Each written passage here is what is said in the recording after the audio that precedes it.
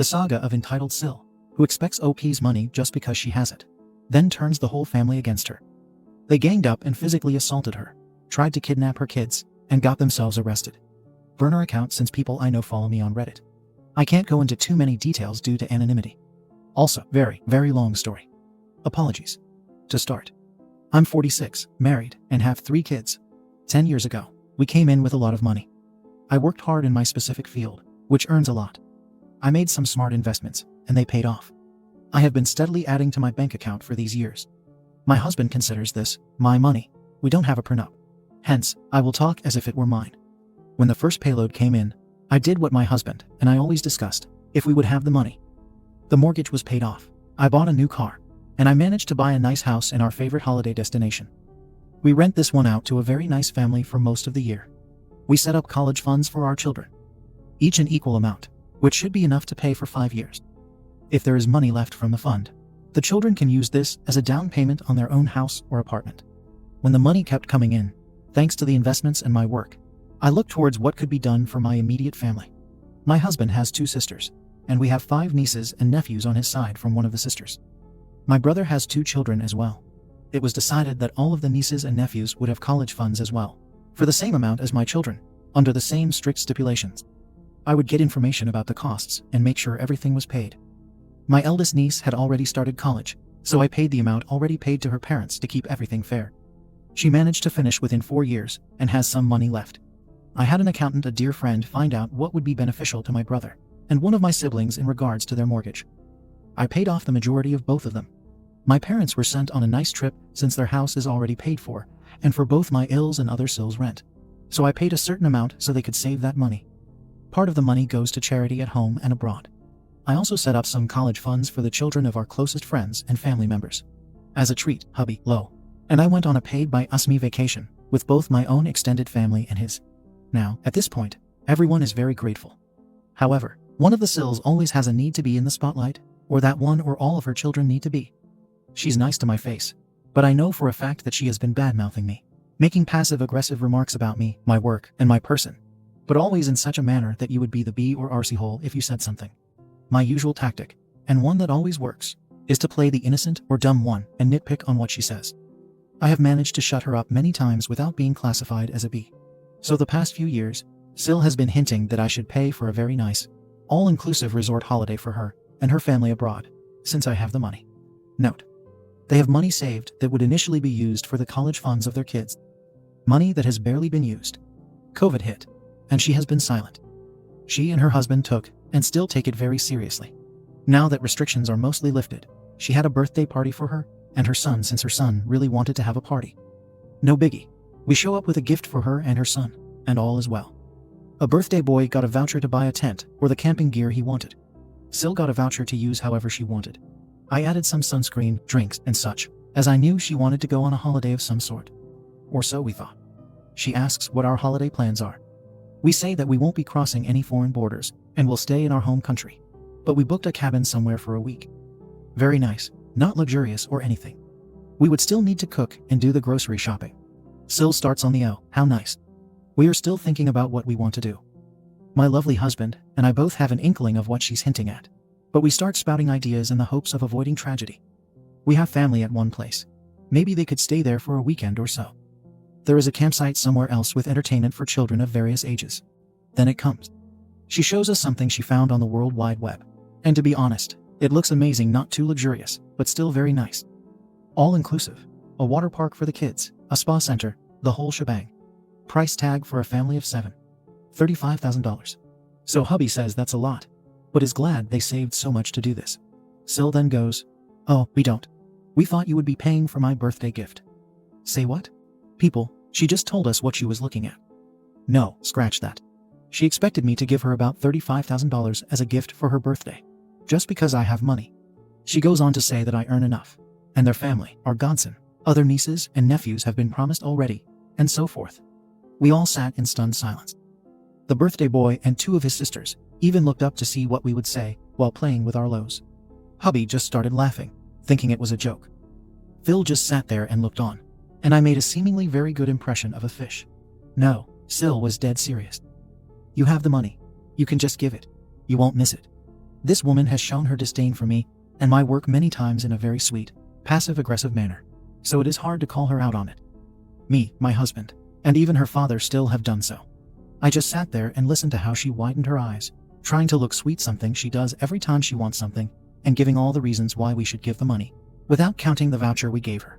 I then regained my wits, and just said the full sentence she didn't want to hear. Me, no. SIL. But you have the money. Me, I have money. That is true. SIL. So you can pay for it. Me, I could indeed. SIL. Interrupting me, oh, that's great. Me. But I won't. SIL. But, we deserve it. You won't miss it. We're family, yep, unfortunately. You and I are family now. I love being the family of your kids, however. Me, fact. We're indeed family. Fact. We all deserve a nice holiday after the fluff show called COVID. False. I would surely miss it since it wouldn't be in the bank account. I intended that one as a joke.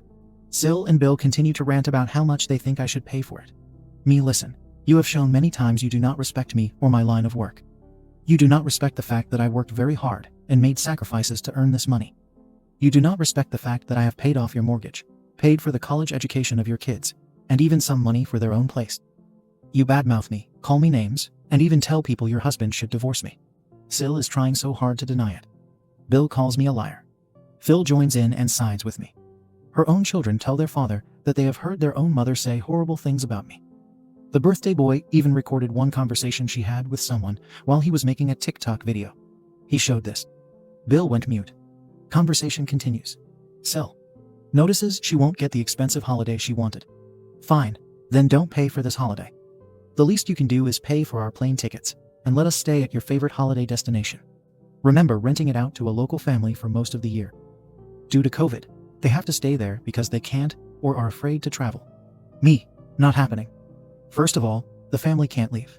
Second, you don't get to make demands. The voucher you got has a very generous amount of money on it for you to use the way you please. Maybe toward a holiday.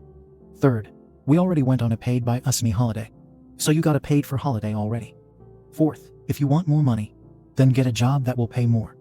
You have a degree.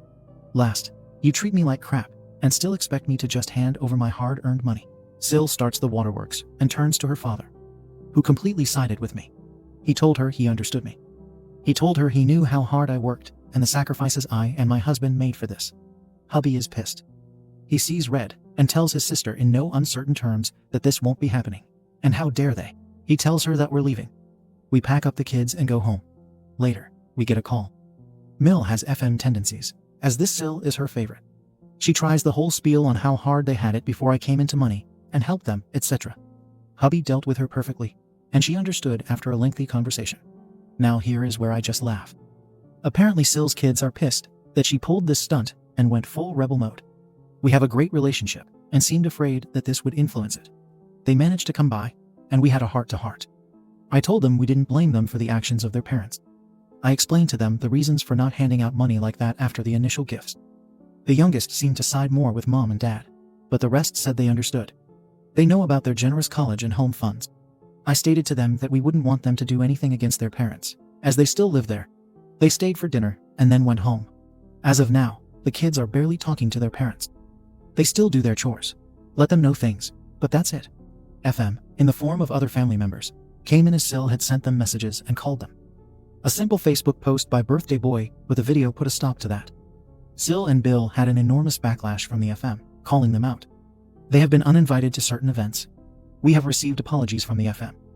Some told me that they had a hard time, as they understood both her and me. The only thing that bothers me is the fact that my pill is caught in the middle. Especially my Mill, who is very family-oriented. I know some of you might wonder why I just won't give the money. One of the reasons why is the way she has treated me, even before I came into the money. Another reason is that I simply feel uncomfortable just handing out money. I simply ask you to give your opinion in a kindly fashion. AITA for not paying? Update. You paid for them? You pay for us. Burner account. Long story once more.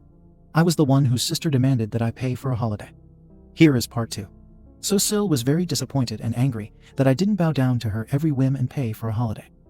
For those who read my first post, know that I'm well off, thanks to hard work and some luck. We had some FM flying monkeys come in because of my SIL. Most backed down, understood where we stood, and left us alone. Unfortunately, the whole family of my DH now knows that we have a bank account with money on it. As SIL had called a lot of family members to complain and spill the beans, they began talking amongst themselves and their children. Some of the aunts, uncles, and cousins didn't think it was fair that I paid for some college funds for some of the children of my cousins, and that I paid for a family holiday. To note, I only have college funds for the children of cousins who we have a close relationship with. That's about 6 cousins with around 12 kids. I've been in this family for almost 20 years, and I only see the majority of the aunts, uncles, and cousins at the yearly or biannual family reunion, if everybody comes. I haven't seen some of them in around 5 to 10 years. A couple of days after the fallout with SIL, they made an A&U call, something they never do. I put my phone on speaker as I was busy folding the laundry. They asked how everything is going, how we were holding up during COVID, and such. We exchanged some experiences, and then they both go like this. This is the start of the conversation. A&U, listen, we hear you have some college funds set up for some of the children of certain cousins. Is that true? Me, yes, that's true, I'm no liar. A&U, is it true that you took Mil, Phil, SIL 1, SIL 2, and family with you on holiday? Me, yes. A&U, you also have a holiday home? Yes. Me, we do. But why do you want and need to know A&U? We never knew you had so much money. Me, well, a lot of hard work, sacrifices, dedication, and luck were part of it. A&U, well, you have to pay for our grandchildren's college funds as well. And we want to go on a holiday with our children too. We deserve it too. Me, shocked silence. A&U, we're family, so you have to pay. Me, less shocked silence. A&U, yes, we want college funds for your 6 grandchildren, each consisting of $800,000. And we want a holiday home like yours, but in location X. We already have one we want. We'll send you the information. And that also goes for our family holiday. We're family, and since you have the money, you can pay for us too. Me, pissed of silence. They continue to rant that they deserve it because they're family, and family takes care of each other. My husband, meanwhile, had heard everything and was getting angrier. I had pressed the record button halfway through the conversation and asked them to repeat their demands. I eventually asked them if they had more to say, which they hadn't. I just flat out said that it wasn't going to happen. They might think they're entitled to my money, but they aren't. I quoted the phrase they and many of the family members gave us when hubby and I didn't have the money and were in a tight spot because we had a health scare. We asked every family member if we could borrow some money, and we would pay it back. Only 3 of the 9 aunts and uncles helped us, and we paid them back. The quote, "It is your responsibility to have and save enough money for the care, well-being, and education of your family. If you can't, then you don't deserve them. We won't be giving you any money." Stunned silence on their side. I told them to relay the message to the rest, and not to call us with such demands. And I hung up the phone. Hubby was very proud. In the weeks that followed, some of the aunts, uncles, and cousins called with the same. Only those aunts and uncles who helped us in our time of need called, and told us to say that it is our money, and that they have seen plenty of it, and don't ask for more. One cousin called and asked for a certified loan for a down payment on a house, something I have agreed to. They had the majority saved, but came short of $1,000. They had to pay for it sooner, as they could get the house sooner. Just now, I saw that I received the first half of it. That also raised hell. Then, with the aunts, uncles, and cousins, we had a Zoom call, and I explained to them my reasons for not doing this. I told them that they could always come when they truly needed financial help, but under legal contracts so that neither party would feel themselves screwed over. A cousin who borrowed money even showed the certified or notarized loan. Most seemed to understand. They are not entirely happy, but they knew they could come for help. But for some, it wasn't. Then came the cherry on top. I came home last week on a weekday to find a lot of parked cars on an otherwise almost empty street. I had to pass my house in order to park somewhere else, and around 15-20 aunts, uncles, and cousins had gathered in the front yard, so much for social distancing. Afterwards, there were 3 aunts, 3 uncles, and some cousins and their spouses. I park the car and walk back home. Now here is something that few people know. I have security cameras around my home that record sound as well. Another thing that a few people know, don't mess with me. I am told that my right hook is very painful, so while walking back, I called the non-emergency line of our local police station. I told them the situation and told them that crap might hit the fan. If they could come and assist in case it got out of hand, they would send some cops. And crap hit the fan. The moment I stepped inside of people, they started screaming, cursing, and telling me to pay up, or they would make sure that I'd pay, one way or another, all the while cornering me. Some of them poked their fingers close to my face and in my chest and arms. I told them multiple times to stop what they were doing and leave. Sometime through this, more cops were called by some neighbors as well, and when they arrived, they were trying to get to me. Then one uncle made a mistake. He slapped me. A man of about 6'3" slapped me, a woman of just 5'2" across the face, in full view of the cops. The crowd went silent as he put his face almost in my face and went on a rant that I had to obey him as one of the elders of the family, all the while with his hand raised as he would slap me again. He couldn't continue his rant. I knocked him to the ground. He stayed down, not unconscious but quite rattled and stunned that I had punched him. This was apparently what the cops needed as well. The family members were stunned, and the cops managed to get them away from me. They were pissed. A couple of the aunts, uncles, and cousins managed to make a run to their cars and drive away. The rest got to meet with some very angry cops, some fines for breaking social distancing rules, and the expectation that charges might be pressed against them. To shorten the novel already, I'm fine. I had some bruised fingers, and my uncle had a broken cheekbone. My lovely cameras are now in the hands of the DA. The other family members have distanced themselves from the crap that happened. To be honest, I feel really crappy. I feel like dividing a family because I just don't hand out my money. Hubby says that this is money that I worked hard for, so I get to decide what happens. Still, I'm thinking of setting some college funds aside for the rest of the children, but I'm doubting that. It would also seem that I don't stand my ground and can be persuaded with violence, threats, and harassment. I'm so sick of it. Edit. To keep myself from repeating. I've pressed charges against my uncle for the little love he gave me. Thankfully, my uncle has not filed countercharges for the love I gave him in return. I've been told he asked for anger management courses and a psychological evaluation without prompts. His statement is that he got carried away and felt he was being egged on. He also wrote that he was extremely sorry and never meant to hurt me. I don't know what to believe. I know this behavior is out of character for him. He and his wife had already contacted my lawyer with a written apology. All those present had to give statements, and one red thread emerged. They were there because the aunt and uncle who called me first, the ones from this post, had said they all should see if they could convince me. As for charges concerning the others who were present, my lawyer is looking to see if they can get charges to stick for harassment. He is also looking to see if the instigators can be charged with a number of things. That guy is having a field day. He loves this. Those who were not involved have sent texts, called, and sent me emails telling me that they're sorry for the behavior of their spouse, sibling, or parent. They have not asked me to drop charges or anything, though. Just apologies. Update. You paid for them. You pay for us. A short update on my previous post. I also want to cover some of the comments without repeating myself. I find it hard to answer all of them. I still wanted to thank you all for your comments and opinions. I will try to cover everything. Thank you for the awards. I know that some people might think it's fake. That's okay. I still wish it was. What I want to start with is that this behavior is out of character. This is my husband's family, and they have always been hardworking, saved money, and family-oriented. They do not all have jobs that earn a lot. Them not loaning money when we need it is because they don't like loaning money. They were afraid of not getting it back, as they also needed it. However, the comment they made then hurt. We talked about it at the time. They understood it then and apologized. Also, hubby and I have a strong feeling that AmITheA has said some things to them for them to go nuts. At the moment, this is just a hunch. We'll see what time will tell us. So for them to pounce on me like this is not normal behavior for them. It doesn't change a thing, though. Since the incident, I have talked to cousins, aunts, and uncles. On the advice of my lawyer L, I sent an email saying that I do not want to be contacted by them at this point, as the visitors might face a lawsuit, as does little love tap Uncle LLTU. I gave them the contact information for L if they so wished or needed it.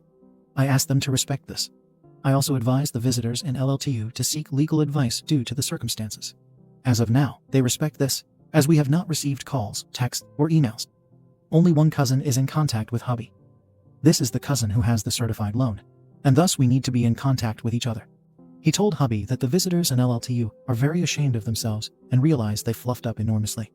He has heard some talk about mediation. LLTU even cried in front of him. A man who never cries.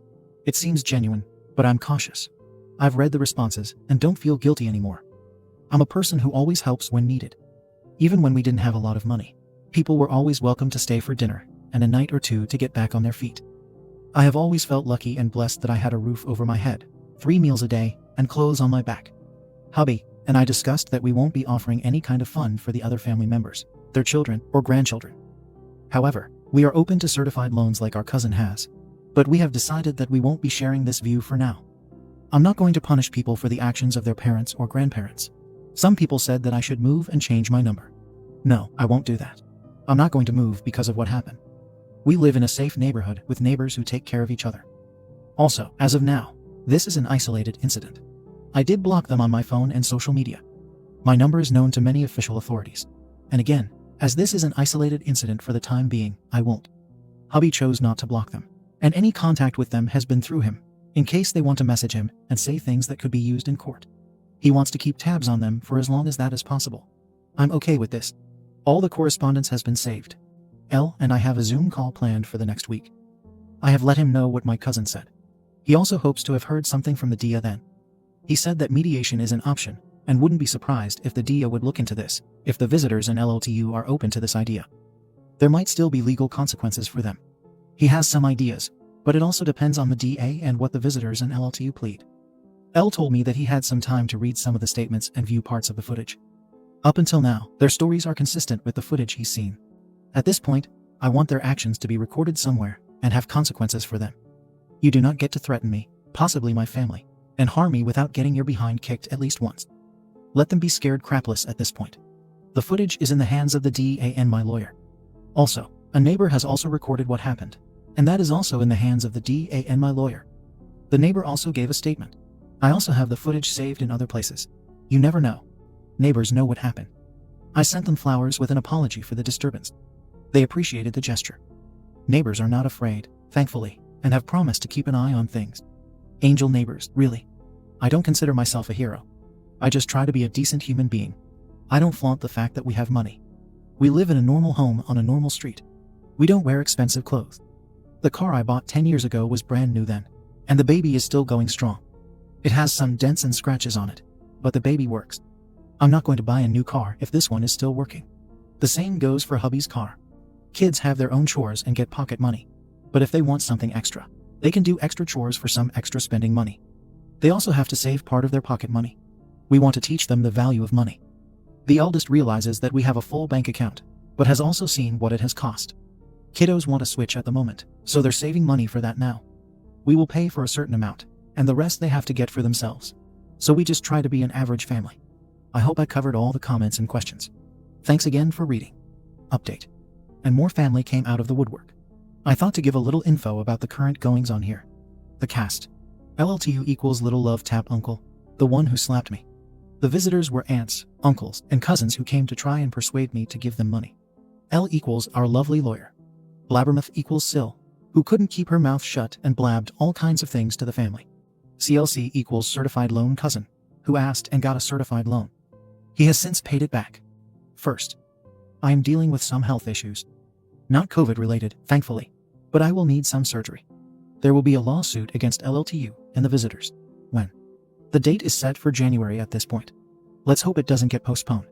Hubby and I have written a letter that our L could read in court in the event that we won't be able to be there, either in person or on a video call. Blabbermouth's role is becoming clearer, but since we don't have the full picture yet, I will update later. LLTU had a minor fracture of his cheekbone, apparently. There was nothing major, and he didn't need any surgery. Hubby, L, and I have had some good and honest conversations about my own behavior. L is a friend I know from way back, and he says that although I am quite the gentle soul, I can also be strict, direct, and have a no-nonsense attitude. I have always been family-oriented and want to help others. Unfortunately, this has proved to be my downfall. L and hubby agree that I can be more no-nonsense and stricter when it comes to family as well. I recognize this. I tend to sweep things under the rug because of family. Stupid me. Since then, I have gotten great feedback from both of them and have sought out a therapist who says I have made improvements. Since the visit, hubby and I have been contacted by many family members from his side, mostly to ask questions about, as they just heard one side of the story and things were unclear to them. Some of them were understanding of the situation. They were honest that they felt left out, but as one cousin said, to be honest, I would not have thought of you either if something like this had happened to me. They repeated that they would appreciate any gesture, but that it was not their money to decide. Unfortunately, there were some family members who came to the defense of the visitors and asked, what was the big deal? I had plenty of money. Just share, as you won't miss it. Here we go again. They have been sending us messages on a daily basis, harassment charges, telling us that we were selfish people and that family should share when good luck came their way. Then one day, we received a request for a Zoom call from a cousin who had not spoken to us at all. We accepted, only to find out that it was the virtual ambush of the visit. Some family members had gathered online from their separate homes to talk to us. They got to me minutes before I made it clear I wanted to say something. Me, I want to say something. People, okay. Me, so you want us to share the money? People, yes. A lot of behind-the-scenes kissing comments like really. You're the best. Me, first, I want $2,000 from each of you. People cry in outrage. There were loads and loads of comments, and then one of them said the magical words, why would I give you that amount of money? Me and my partner worked hard for that money, And now you just demand that amount. You can't do that. We all work hard for that money. Me, so do we. What makes you think then that you can make the same demands of us and expect us to give in to them? I will be honest and say that I loved the embarrassed silence that followed. CLC was part of it and said that when he heard about it, he called for a certified loan for the down payment on his home. He then went on about the terms of the loan and said that, according to the lawyer he had asked to review it, it was a good document. Strictly yes, but it protected both sides. Hubby and I did tell them that CLC was given the loan because he asked for it nicely and agreed to a certified loan. One of them asked if we would do that again. We told them point blank that if they wanted to borrow money, we wouldn't be sure to agree to it because of a couple of things. 1A. They behaved like entitled people and treated us like crap. 1B. You don't get to treat people like this and then go kissing their behind the moment you want something. 1C. They all have jobs. Save for it if it is something that is considered a luxury. 2. The circumstances might change, so maybe we would not even be able to help. 3. If, and that's a big if we decide to help out, we want the minuscule details about what the money is needed for, and they have to agree to a certified loan. Most people back out because they don't want strings attached or a claim made on their car, house, etc. It was very, very silent for a while. I told them that I had a good idea.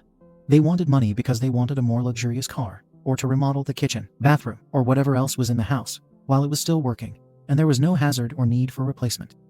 Maybe they wanted to buy that fancy item they coveted for a while, or a game console for their kids. Save up for it. More silence and embarrassed shifting on their part. Hubby told them to stop harassing us. We were being blamed for tearing the family apart, but their own greed was doing that. Up until now, there were no problems, and we all went along just fine. Now money comes into the picture, and almost everyone changes into money-hungry morons. Yep, his words. He became very emotional as he said that this wasn't the family he grew up with, and that he hated it to see them change so much. Then the apologies came from some of them. We then left the Zoom meeting, telling them that we only wanted to hear from them if they came with an apology first, and not to contact us as we needed space. Some have texted us those apologies, and hubby had some phone conversations with them.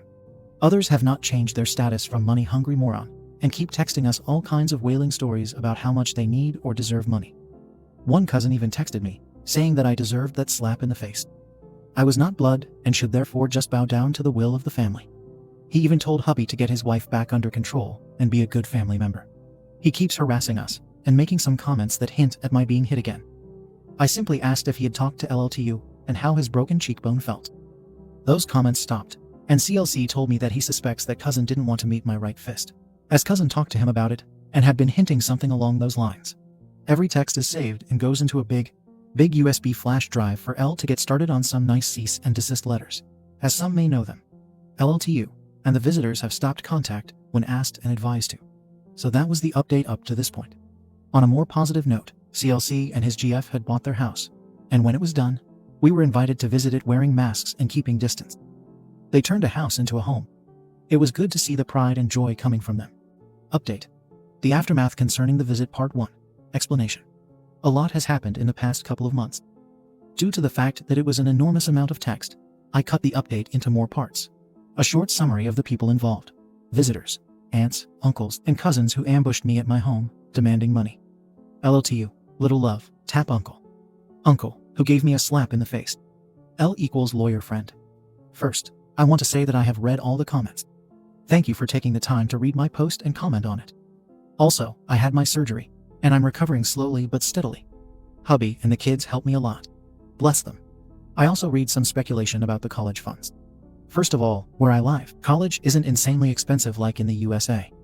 These funds should suffice for a community college type education or trade school, making it less expensive than private or top universities. Another point is that the funds only cover a good part of tuition and books. No rent, extracurricular activities, or living expenses, so it doesn't cost millions, like some people speculated. The mortgages were not entirely paid off, but I gave Silbill and my brother an amount, which helped them a lot. They have paid off the rest themselves. My investments, they were done before my husband was in the picture, were in some companies and technologies that have since grown. Not all investments have paid off, but some did. We count ourselves very lucky. Part of it goes to our retirement funds and to charities at home and abroad. I'd asked for investment advice from a professional when I decided to do that. I was about 23 when I did. I also took some courses on how to invest. Also, I noticed that someone on YouTube used my stories, and I've read the responses. Some people asked why I would help a SIL who behaves the way she does. Well, we love her kids, and it was more for them than for SIL and Bill. Another reason was that we wanted to keep things fair, if that's possible. I now know that this might not have been the smartest move. The last reason was that we had seen decent behavior for some time, so we figured that manners had been learned. Now back to the situation with a bit of backstory. The last time we left was when a couple of aunts, uncles, and cousins came by for a visit to demand and scream for money. One of the uncles earned the title of Little Love Tap, Uncle LLTU, for the little love tap he gave me. One of the cousins who had a loan has paid everything back. I asked the family not to contact me, but to contact my lawyer L instead. They have mostly respected that. They did ask for a Zoom call in which they could explain everything. L, hubby, and I agreed to do so after the court cases were over with. Also, the $800,000 was a total for all the grandchildren of the remaining family members. I finally got that one. Some people doubted that, and thus I went over the recording again. Sorry for the misinformation. We later found out that they had just come up with a number, and would just see how it would end. LL2's broken cheekbone was not broken, just severely bruised. The grapevine is not always reliable. Also, we had some harassment from family members after the virtual visit. On to the update. I don't know all the details of the court cases as I couldn't be present, not COVID, but other health-related issues. Let me say that first. Also, due to COVID, most of the conversations were through online meetings. LLTU was charged with trespassing, assault, and threatening to cause bodily harm, and he pleaded guilty. His lawyer said that he has been following anger management courses on his own, and reports from the therapist and another court-ordered psychologist confirm what we thought. This is not like him, and he regrets everything he's done. The judge gave LLTU a very hard time based on what L told me. The judge did not take it kindly that a man would hit a woman. LLTU was asked some tough questions by the judge, the main being as to why he did it. Well, now it gets juicy. It seems that Blabbermouth threw plane loads of kerosene on a fire that, before her calls and texts, didn't even exist. You see, the family didn't know that we had money, as we had asked those who did to keep their mouths shut. That was respected until now. Blabbermouth called LLTU and the rest of the family, telling them about the money and how we refused to share it with family. Then came the lies. Blabbermouth turned on the waterworks, telling them and other family members that I made fun of their financial situation, flaunted my wealth, and was overall mean, disrespectful, and spiteful. She played the victim for them all, accusing me of horrible things. She then continued to say that I made fun of the rest of the family for their choices of life, jobs, ambitions, and so much more. To keep a long story short, she pushed all the buttons and pushed them deep. The reason the rest of the visitors went crazy was again thanks to Blabbermouth, who really knows how to push people's buttons. That woman deserves an Oscar for her performance. LLTU and visitors apologized for whatever that's worth. The judge asked if L had some input from our side. I read a letter we wrote. L told judge that we were deeply hurt by what had happened. No ill will, harm, or disrespect was ever meant towards any of them. We chose to do with the money as we saw fit, and we would always have been willing to help. But having money does not mean that it should be handed out like dust in the wind. L also told the judge that we are very angry for their entitlement and behavior. They're showing up. And, of course, the slap in my face. I used to respect them a lot, but I will not accept this behavior from anyone, and have asked the judge to have justice served. If that meant a sentence and record, then so be it. Why would I feel any compassion for people who felt the need to attack me? LLTU was sentenced to 18 months of community service and a fine, plus court costs. He also has to continue the anger management courses for at least another year. An evaluation will determine whether or not something needs to be done after that. This will go on some sort of record, based on what I've said. I have accepted this. The visitors were also charged with harassment and threatening a person. They pleaded guilty and had to pay a hefty fine along with 6 months of community service. This is something I have also accepted. Before I forget, they had already received and paid fines for breaking social distancing laws. Some other family members have received the equivalent of a cease and desist letter from L after the virtual visit, since some kept harassing us. It has been quiet ever since. This was part 1. I will give an update soon about what happened after the court cases. Update. The aftermath concerning the visit part 2. After the court cases, we arranged a Zoom call with the aunts, uncles, and cousins involved, in which the whole story became clear, and not only what LLTU told in court. Thus, the part that Blabbermouth played became entirely clear. L and their lawyer were present. They apologized and explained that they felt really hurt and angry, and that Blabbermouth insisted that they went for their rightful share, as they deserved it, because of the hurtful things that I said. They were family and deserved it. That family shares. Blabbermouth told them she did it, and that it worked. They also repeated the insults and horrible actions that I committed, according to Blabbermouth. They felt hyped up by her. That and greed got the best of them. They understand that this money is for us to do as we please. Our relationship is not the same and won't ever be. They seem to understand that we're neither able nor willing to forget this attack on me, my character, and, to an extent, my husband as well. To be sure, I have a no-contact order against them for at least a year. It also dawned on them that one breach of the order will ensure they get to meet law enforcement once again, as I don't back down. They also realized that if we were ever willing to help out financially in the form of loans, they would have annihilated that chance. We have been brutally honest with each other. I was pissed. I told them that they are adults who should have known better than to jump to conclusions. I was calm and collected when family members contacted me. Now I'm not. I let everything go. I told them to at least have the decency and soundness of mind to ask the other party or parties involved about their side of the story, and to listen to that side with an open mind. I gave them all a new one. I was brutal, according to my husband and Elle. I treated the family to 20 minutes of brutal honesty. Even hubby and Elle said they were impressed to the point of being scared. After a lot of talking, the call ended. The relationship might not ever heal, but at least we discussed everything. I have my peace with that. If they could do this, then I don't want them as family. I thought that I had learned my own lesson about not letting family off the hook easily just because they were family. However, some family members who were not involved in the visit contacted me after the virtual visit. They wanted to know how it was possible to earn so much money. I shared some information about investing and gave them a number for advice if they wanted. With the number came the warning that investing has its risks. I earned a lot of money, but I also lost plenty of it. They should not be investing if it will put them in debt. They thanked me for the warning. In regards to college funds or whatever for them, we won't be doing that. Simply because we won't want anyone to think that such things can be achieved by this behavior. I didn't really have a relationship with them, but still. You don't treat your family or any other person like this. Hubby is still shaken that the mostly generous family he knew did what they did and treated him and me the way they did. I hope he will be all right in the long run. So that is the part of the LLTU and the visitors. I wonder what the future will bring. Update. The aftermath concerning Blabbermouth Part 1. First of all, my apologies for taking so long. I was hacked, and it took the moderators some time to restore my account. The last post is about what happened to LLTU visitors and the aftermath concerning them. This is about Blabbermouth, my oh so lovely not SIL, who instigated the whole mess. Well, 2 of her kids moved out after a very bad fight with her. The eldest 26F and her boyfriend already had a home waiting for them and just moved in. The renovations are not finished, but she said she didn't care. They sleep on air mattresses in one of the bedrooms, and the rest of the house is a mess as they still need to renovate a lot. The second kid, 24M, is staying with his girlfriend at her parents' house, where he helps with bills. Both have gone to NC with their parents after finding out what happened to their mother. 2 of the kids, 21, 19, are pissed off as heck, but could not move out. But they aren't speaking to her and sleep at their friends' places a lot. The 17-year-old sides with his mother, though. But he's the baby, and Blabbermouth has always spoiled him. I've read comments about how people suggested we could cut Blabbermouth's children off. No, I'm not going to do that. The 17-year-old did a Blabbermouth in regards to demanding money. I frankly said that if he wanted an education largely paid for by hubby and me, he would stop with what he was doing and meet the requirements that came with the money for college. Otherwise, bye-bye money.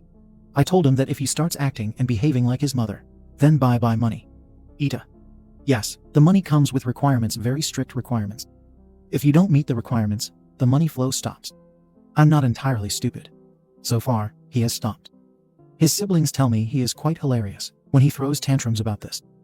Bill and Blabbermouth also seem not amused by my standpoint in this situation. Like, I care. The rest of the family also let her know what they thought. They called her, gave her a piece of their minds, and went full-blown NC. Blabbermouth and Bill are now pariahs in the family. Some cousins would help them with a paint job, but that is not happening.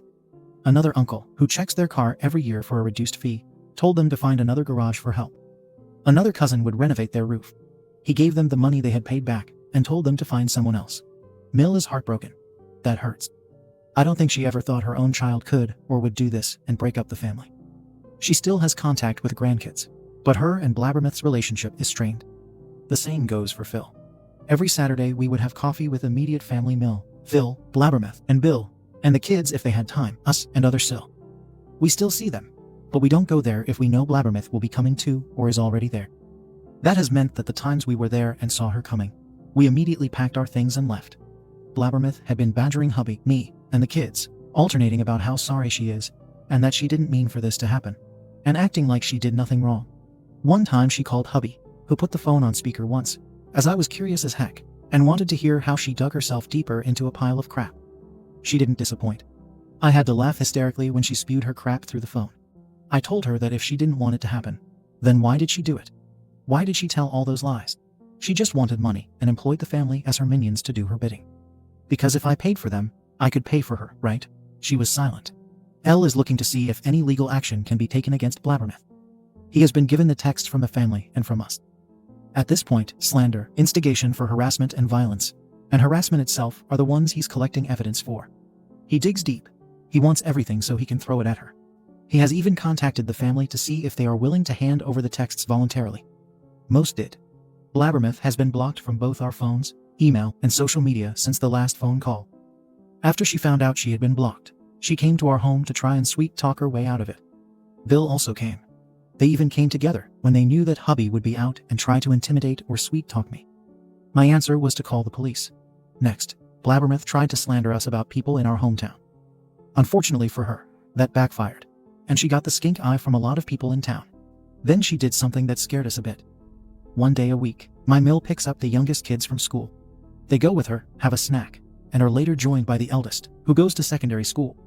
They do their homework there, and then they either eat there, we all eat there, or we take them home for dinner. Mill is always early, but due to a doctor's appointment, she and Phil ran late. Blabbermouth was waiting at the school for our youngest kids. Why? We don't know. The kids thankfully saw her and stayed inside the school. Eldest son had finished school early and had decided to go to his siblings' school to go with them and Mill. He saw his aunt and walked inside the school to wait for Mill with his siblings. Blabbermouth left shortly after. She was brought up to date on the situation and promised to call the police immediately if she was spotted again. In the meantime, we are waiting for approval for an NC order against her and Bill. We have also moved to a different place. Initially, we didn't want to. But due to what happened, we thought it might be best to do so. Other people heard what happened and were very friendly all of a sudden. In the town where my brother lives, there is a nice place. The house is similar to ours. Our kids also know kids their age, so a school isn't a problem in that regard. They start there in September. Eldest can still go to his school as there is a good bus connection with a short bus ride. A good thing is that my brother lives a 2-minute walk from our house, and the neighbors are also very nice and welcoming. My parents have moved to a smaller home close by. And no, we didn't pay for it. My parents were adamant we wouldn't. The only thing we paid for was the rent of a moving truck and good insurance for us.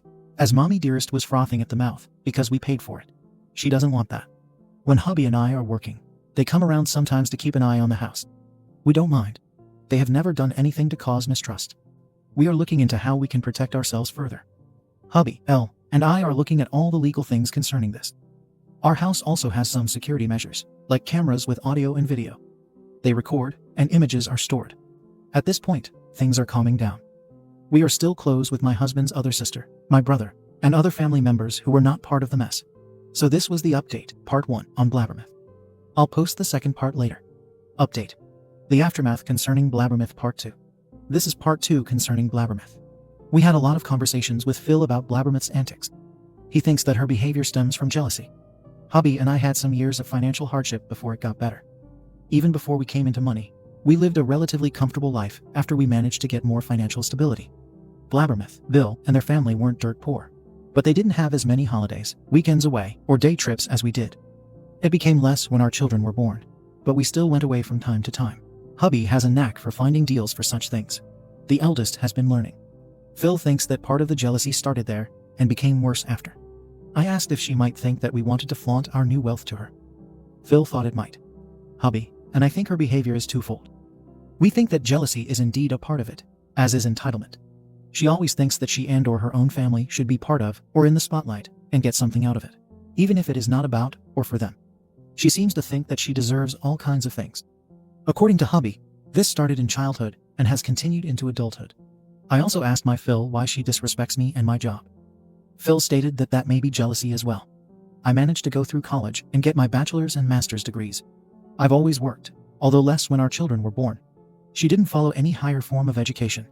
She's got her education as a child care provider for daycare centers, and that's it. She stopped working for a number of years and has cleaned homes for a couple of years to earn a bit of extra cash. Phil thinks that my educational rap sheet, as he jokingly called it, impressed her and made her jealous. I earned a great deal more before my investments started to generate money. I wonder if I did right by helping them out. My intentions were good. I know the importance of education, and I knew that the kids would have difficulties following any form of college education without amassing a huge amount of debt, either for themselves or their parents. My parents worked hard to provide for my brother and me, so that we wouldn't need to start our adult lives in debt. Our nieces and nephews are very grateful for everything we did and do for them. They know about all the effort that went into it. At this point, we are also in no contact with Bill or Blabbermouth. They don't know our current address, and we have a PO box in a different town. I also changed my phone number, although I kept the other one for business purposes and to gather evidence. We have been awarded a temporary no-contact order from the court. Blabbermouth and Bill are not allowed contact in any way, not even through a third party. We are trying to get one for at least a year, maybe 2 if that's possible. She is also facing charges of defamation, instigating violence, and harassment. L is digging deep and throwing anything he legally can at her. The one thing I'm grateful for is that our friends never changed. They knew, and they didn't care. They said that they knew that we had money, and that it didn't matter to them. What mattered was that we were there for them, and with them in the good and bad times. Mill and Phil do know where we live, but they don't have the address on paper. Hubby drove them over one time. Hubby made it very clear to Mill that, under no circumstances, she is going to show or tell anyone else where we live. People want to see us. She can pass on the message and phone number to us, and we'll call them. What is the reason for this? Well, Mill has a soft spot for Blabbermouth. Mill has been asking if any reconciliation is possible. We said, at this point, no. Blabbermouth is not even remotely sorry for what she has done. She is trying to deny everything that happened, and she even tries to blame us. She has destroyed our relationships with family members on her own. So no. Mill tried to get us to forgive Blabbermouth, as she didn't mean it, didn't want it to happen, and such. Truth be told, I lost my cool at that point. I love Mill to death. Really, I do. She is such a sweet lady, and she has done so much for us. Especially concerning our children. But I told her the same thing as I told Blabbermouth. She should be happy with the things that were given to her and her children. But no, she had to get greedy. I got slapped for crying out loud. I got threats against my life, my husband's life, and the lives of my children. Even if it was said in the heat of the moment, like, what the actual heck? Eventually, I got up and left. Hubby and Phil talked to her, and made it clear that it's not up to us to do anything to repair anything. That ball is in Blabbermouth's court. I did apologize to Mill for losing my cool, but not for the message. That remained the same. This situation has shaken me to my core. I have done things that go against my nature. Even without money or debt, people were always welcome to eat at our table and stay over. Now I keep wondering if people tell me their sob stories because they want money from me and do not care about me as a person. Just an ATM, nothing more. Do I regret helping out? Yes and no. The 4 eldest children of Blabbermouth are doing great. The same goes for other SILs, my parents, and my brother and his family. CLC is doing great. He and his girlfriend have some plans for their home and are saving up for them. He asked for investment advice. I gave him websites for courses and the phone number of the person who helped me all those years ago. We also made a savings plan, and I help them budget. I do that as a volunteer for an organization that helps people in debt. My regret is helping out Blabbermouth herself and letting her share in the good fortune. But I can't help but wonder, what would she have done if we hadn't helped her? Probably just the same. She'll rear her ugly head in my life from time to time, of that I'm sure. If that's the case, my dear friend L will get the opportunity to sharpen his lawyer knives and have fun. As of now, we are waiting for Blabbermouth's court case. Update. Are you kidding me? I don't believe it. This is a joke. It has to be a joke. L equals lawyer friend. First joke. I think someone has found out where we live. We woke up last Sunday to find the tires of the cars slashed. All of them. Not only that, it has some wonderful artwork on both sides of the car, aka it was scratched. So what did little old me and hubby do? If you guessed check the security footage, pat yourself on the back, you got it right. Our cars have dash cams that record 24/7 and are parked several streets over. Security measure number. I lost track of them all. We take them out, place another set, and look at the footage while saving recordings. You can guess again who you think it was. Did you guess Blabbermouth? Then I'm sorry to disappoint you. It was one of hubby's cousins, the one who thought that I should just hand over the money, bow down to the will of the family, and that hubby should get his woman in line. Remember him? I certainly do. Police were called, and we handed over security footage alongside pictures of said cousin's social media, address, phone number, and email. Better be thorough, right? Afterwards, hubby called his mother to see if she, either by accident or not, spilled the beans. For now, she didn't. She and Phil are thinking hard about whether they might have missed something. I called my family, and they are also thinking hard if they say something to someone. And second joke. Blabbermouth and Bill have filed a lawsuit against me, and, to an extent, hubby. Guess for what? If you guess defamation, then dance your own wonderful dance. Since Blabbermouth is a social pariah in the family, and in her hometown, she blames me for all her woes in this. People in her hometown talked. And a lot of people looked at her with an upturned nose. They don't like that at all. Life has become somewhat uneasy for them. I wonder why. She's claiming that I'm the one who apparently blabbed outrageous lies to people in the town's gossip machine and caused her drama. The fun part is that it was her own mother. Because she was so upset with what was happening, she talked and told a lot of people. Elle is still rolling over the ground, laughing. They demand compensation for their ruined reputation. They are willing to settle to keep it out of court. He has already started on the answer. When I saw the letter, I was angry and humorous at the same time. Really, Blabbermouth? That's your game plan now? Very well. Game's on. So who else's jaw has dropped to the depths of the sea? Update. Update on cousins and lawsuits. I have a small update on the cousin who decided to use our car to vent his frustrations, as well as on the lawsuit Blabbermouth hit us with. Cousin has probably lost his job, or is having a lot of trouble there. Apparently, his boss got wind of the fact that he vandalized our cars and was caught on camera. I don't know how he found out, and frankly, I don't care. The boss is not happy at all. From the family members that don't have a NC order against us, we hear two different tales. What I know for certain is that at my cousin's job, the stunt he pulled got him into serious trouble. We also have a temporary NC order against him. Damages are set to be fixed in 2 weeks. Cousin has been told the amount of damage he has caused. He can pay for it out of his own pocket, as, of course, insurance companies don't pay for idiots destroying other people's cars. He will also see the inside of a courtroom in either August or September. We also found out how he found our cars. His friend lives in the same neighborhood as us. We didn't know this. The cousin seemed to have told his friend his version of events, and his buddy told us he saw us in the neighborhood. I wonder what friends think now after what their cousins did. As for the lawsuit, let's make the people clear. L equals lawyer friend. BL equals Blabbermouth's lawyer. My dear lawyer friend has had his batch of cookies, and he loved them. He also replied to BL, sending some of what he had on texts, voicemails, and emails, with a note that if Blabbermouth didn't drop the lawsuit, we would counterfile and demand compensation of whatever kind. There are people who think that Blabbermouth lied to her lawyer. She, of course, did. She told a bunch of lies and decided to fabricate evidence to prove it. I saw it. BL didn't like it and dropped them as clients. I couldn't help but want to be a fly on the wall when BL told Blabbermouth that. Let's see what she'll do next. I'm halfway wondering if I should get popcorn and soda for this. Update. How an entitled cousin met Frou-Frou. Hey people, I have another update on entitled cousin, or EK for short. He's the douchecano who said I should bend to the will of the family. I'm out of ideas for a nickname. LR lawyer friend is also mentioned. We're still waiting for the court meeting, but some charges are being added next to vandalism and destruction of personal property. No, he didn't scratch our cars or slap our tires this time. Smart man. Instead, he got to meet Frou-Frou, our neighbor's dog, and our neighbor in. As it is summer, hubby and I decided to go on a holiday in our own country again. Due to COVID, we didn't feel like going abroad to our holiday home. We are vaccinated, although our children are not. We had a blast. Kids could go to the pool. A couple of times they had to make reservations and make friends with the other kids. Halfway through our holiday, we got a call. My little big brother, younger, but taller than me, called to tell me that Ek had been arrested again. This time, the douche canoe actually found our home. And you lovely people can try and guess what he did. Did he throw rocks through the windows? Nope. Did he spray graffiti on the house? Again, nope.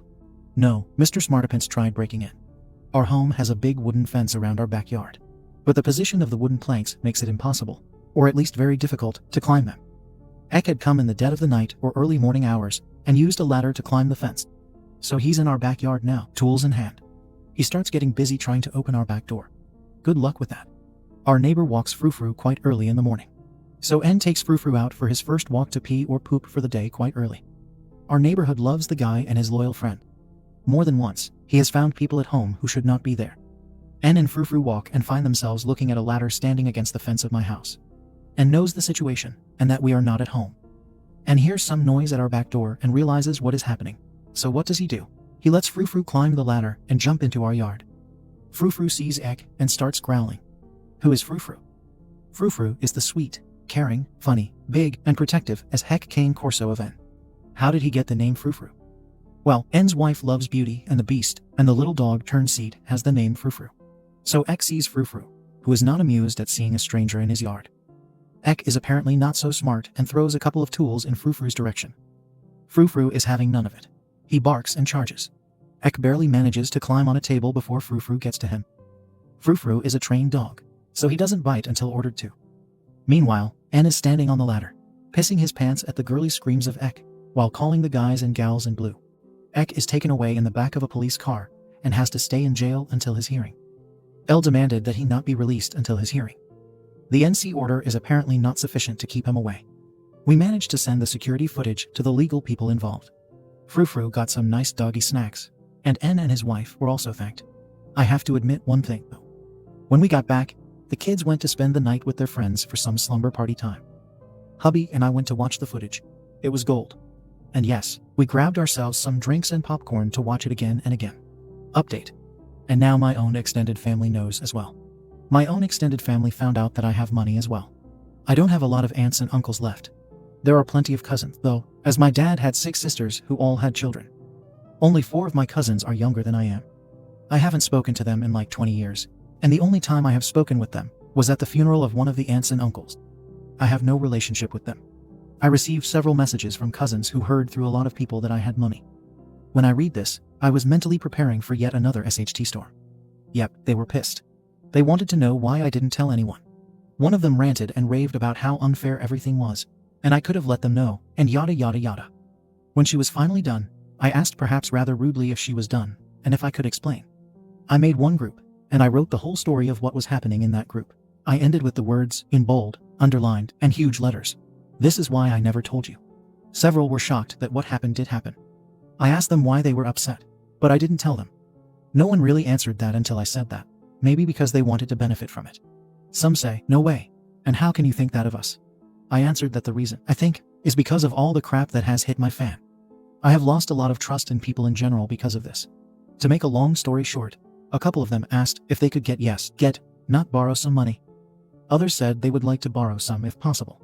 I uploaded a document that CLC certified loan counselor, and I had signed. I told them that what was stated in the document were the rules. They could read it or not. One cousin asked if I could give him a call. I did. It turns out his daughter has a severe illness. Without treatment, she'll likely die. I won't name it for anonymity's sake. There is a treatment in the US that could help her. Chances remain slim. But if it is a success, his daughter might live and have a somewhat good quality of life. Unfortunately, that treatment is not paid for by the insurance company. I didn't trust it after reading so many stories and asking for details. He asked if I could come and visit. His daughter was in the hospital. He didn't lie a bit. God, that girl. She's in her early 20s, but still. Tubes and monitors everywhere. Books on the bed as she tried to do some homework. I could almost see death standing at her shoulder, waiting. She was so. We had a talk, and eventually her attending doctor came in and explained a bit. Later, I went with the doctor to his office, and he explained the rest. I went home afterwards. We verified the doctor's name, field, etc. My cousin and I talked again on the phone. I told him I hadn't made a decision yet and wanted to know if they wanted the money for medical costs only. He confirmed that. His wife or mother of said daughter would go to the US, and they had money to cover her expenses. It would be tight, but they wanted only the money for the medical costs. Hubby and I talked, and we agreed. We agreed to help, but again with strict rules. We would only pay the amount that we were given. The US hospital gave them a number. We would pay the hospital directly and provide other important details. The only thing we asked for in return was that, in the event of success or failure, they would put a certain amount of money towards research, in installments if necessary. A lawyer friend drew up the contract and asked another lawyer to review it. This lawyer specializes in the medical field. I called my cousin again. I told him that I had thoroughly examined the entire situation. I had been played and lied to. I was attacked in many ways, and I had lost my trust in people. I thanked him for his honesty in the situation and commented on how hard it must be. I then asked him if his wife was listening. She wasn't, but he put her on speakerphone. I then told them this news. The only things I heard were tears, cries, and thank yous. I told them that I had strict rules and sent them the draft of the document. I asked them to ask a lawyer, or maybe the hospital lawyer, to review it. If they agreed, we could sign the document. Later, their daughter called me. Same story as her parents. I just hope that this time around, the money will do well. Her doctor contacted me, and we are going to arrange the financial details once the contract has been signed between my cousin and me. Other family members of mine have done the greedy grab of hands. No was the simple answer, alongside the number of the investment advisor. I told them good luck and blocked the beggars. I don't worry as much about them finding out where I live. My parents, brother, and his wife Sol can win a tight lip contest with an oyster. Update. I have an update once more on the whole saga. I don't know if more updates will follow, but if something happens, I will post here. The good news is that most family members have stopped bothering me and hubby. Eldest has a social media account that we go through together. and he has received some nasty things on that. Eldest blocked them and reported them. And thanks to our dear lawyer friend, who sent some letters, it got relatively quiet once again. Those without a no-contact order in place have suddenly reached out more often. People hubby or I haven't spoken to or been with in years contact us more often. We keep it polite and pleasant. The entitled cousin had to pay several fines and damages, and has been on probation for 2 years. He tried to threaten us again. We told him Frou-Frou would love to meet him again. Blabbermouth knows in which town we live now. The entitled cousin seems to have told her. We have seen her around town. We hope she stays away as per the NC order. The bad news is about my cousin's sick daughter. SD will be the sick daughter, and DSD will be my cousin or her dad. MSD will be the mom and wife of my cousin. She was eventually allowed to go home for a while, although with a lot of equipment, medication, and such. But hey, everyone was happy SD was home for a little while. Since the beginning of the pandemic, SD has been quarantined and has rarely gone out. The same goes for DSD and MSD. They hardly allowed visitors over. Their elder children quarantined themselves, tested themselves before coming over, wore masks when they came over, etc. They took every measure to heart. They were warned that COVID would or could be her death. The times they went out were times when they knew places would be quiet and people would be scarce. They took out some sort of subscription to get groceries delivered to their house on a weekly basis. The driver, bless his heart, found out about the situation and even went as far as to disinfect and mask himself, even though he only put the groceries at the door. He also wiped the handles of the crates and bags. DSD and MSM managed to work from home the entire time. It was hard on them. I will cut the story short. SD died. She contracted COVID, and due to her already weak immune system, she passed away. She didn't get it from her parents or siblings. They tested regularly just to be on the safe side. The likable source. A relative of MSD. The guy was someone who didn't take COVID seriously. He went somewhere and got symptoms afterwards. He went to get himself tested because his boss didn't want him at a job site without a negative test. Relative works in construction. Well, wouldn't you know? He tested positive. Health services explained what he had to do. His boss did the same. The boss would keep paying him. Relatives had to stay home and quarantine. Back to the story. MSD and DSD had trouble with some leaks. SD's room was next to the bathroom, and they had been seeing some wet spots on her bedroom wall. Figuring it was a leak, they called this relative. Ask him if he has time. They explained the situation, and they asked him to take the precautions. He said he would take precautions. He told them he had tested negative on a test. Maybe he thought that since he couldn't work, he would do this instead. Earn some extra cash. He had to come into SD's room to get some things done, and took his mask off several times to cough, saying and died, it was so hot, and he needed fresh air.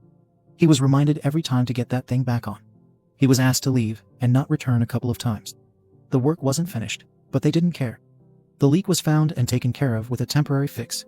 A couple of days later, SD got very sick, and had to be transported to the hospital. She tested positive for COVID. She died there.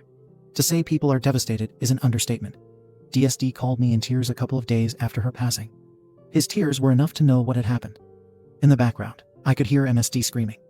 It turns out she was calling her relative about her daughter's death, and he informed her that he was positive about the time he was there to help them fix things. My cousin said goodbye quickly and went to deal with that situation. I don't know what happened afterwards. The only thing I know is that MSD cursed and yelled at him for lying, knowing that SD was sick and COVID was a real threat to her. We did get an invitation for her online funeral service. Hubby and I both attended. We sent some flowers and a card. This was almost 2 months ago. DSD video called last night. This wasn't a man anymore. It was more of a shell. He is still so lost after the loss of his only daughter. His wife. They are not doing great at all. It was heartbreaking and devastating to see them. We talked about the funds. They wanted to thank us anyway. We told them we wanted to donate the amount for research. They were glad we wanted to do so. So that's the update. Sooner than I would have wanted, and not with the news I had hopes of sharing. Stay safe, people, and I hope you have a good and, above all, healthy holiday season. Update. The inside of a hospital, how Ek lost his job, and how Blabbermouth has the honor of meeting Frou-Frou. Dear people on Reddit, I thought that no more updates would be needed as the peace seemed to have returned. It wasn't for long, however. Last time, I gave an update on the situation with my cousin. Now I write this as it is Ek entitled cousin and Blabbermouth related. For those not familiar with Blabbermouth and Ek dramas, I refer you to my previous posts. Hang on tight for another long update. It all starts with Ek and Blabbermouth staying in touch with each other. They kept complaining and apparently blaming all their misfortune on me. I am the source of their problems, and if I had just done what I was supposed to do, then none of the bad things would have happened. Ek then had the bright idea that I should be punished. So what did they talk about? Well, it put me in the hospital. Ek had some friends of his follow me. Since I don't work regular office hours, it took me about 3 weeks before I noticed the same person following me around. I got scared, as I have been followed in the past. Nothing came of it in the end, but then it made me vigilant. I took some precautions to be sure, made the reports with law enforcement, and asked our nice neighbor and his wife, NN and NW, if he could keep an eye out. They would. NN has experience as a PI in law enforcement, specializes in training police dogs, and such. It happened about 5 weeks before Christmas. I was walking on the street talking on my phone when Ek and that buddy of his dragged me into a quiet street and proceeded to beat me. In a lull, I managed to hit them where men tend to hurt a lot and add some blows where I could before I set off an alarm with the volume of a ship's horn to alert people and do my best to get away. Where I'm from, civilians aren't allowed to carry guns, tasers, or stun guns like in the US.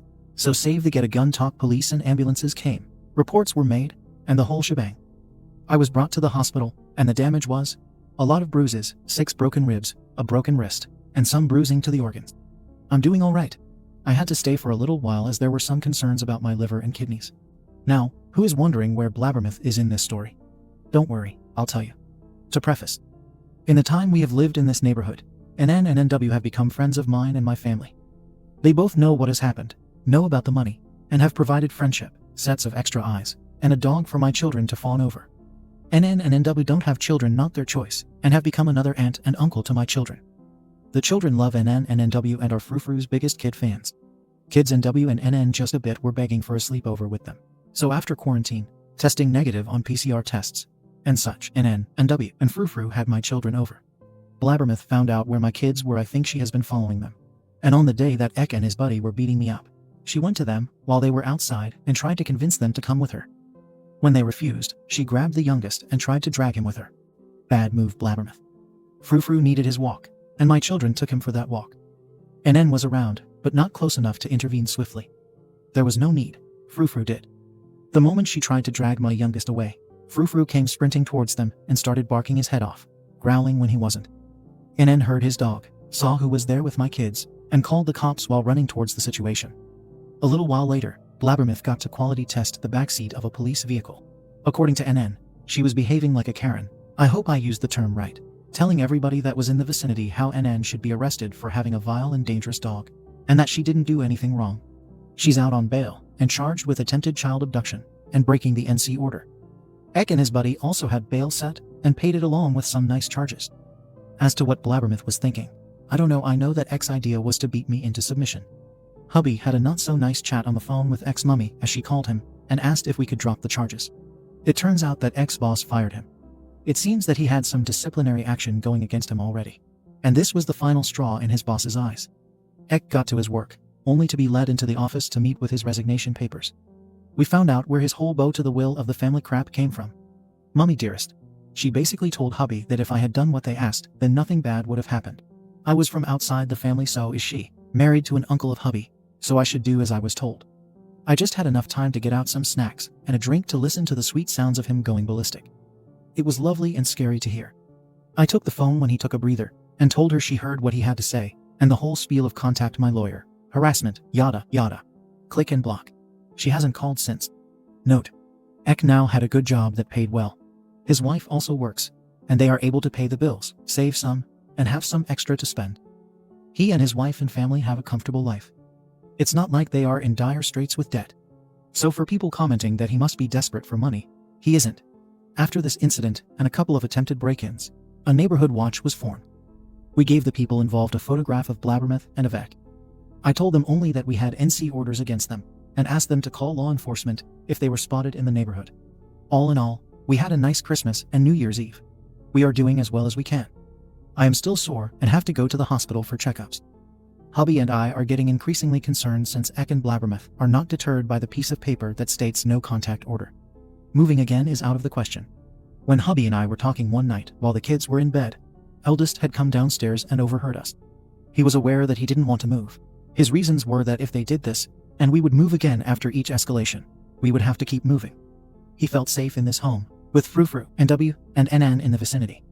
The other two agreed when we talked with them in the morning. Kids are shaken, but doing relatively well. Due to what happened, we are also looking into therapy for all of us. The youngest is quite shaken, but But for now he is thinking more about how cool it was that Frou-Frou protected him, and how Blabbermouth was trying to climb a car. The elder understands what has happened a bit better, and is more fearful. NN and NW have offered Frou-Frou for sleepovers so that the kids feel safer. We are also thinking about getting our own Frou-Frou. NN has already offered to help in the purchase and training of the dog. Hubby is frantic with worry about what might have happened, and what Ek might try in the future.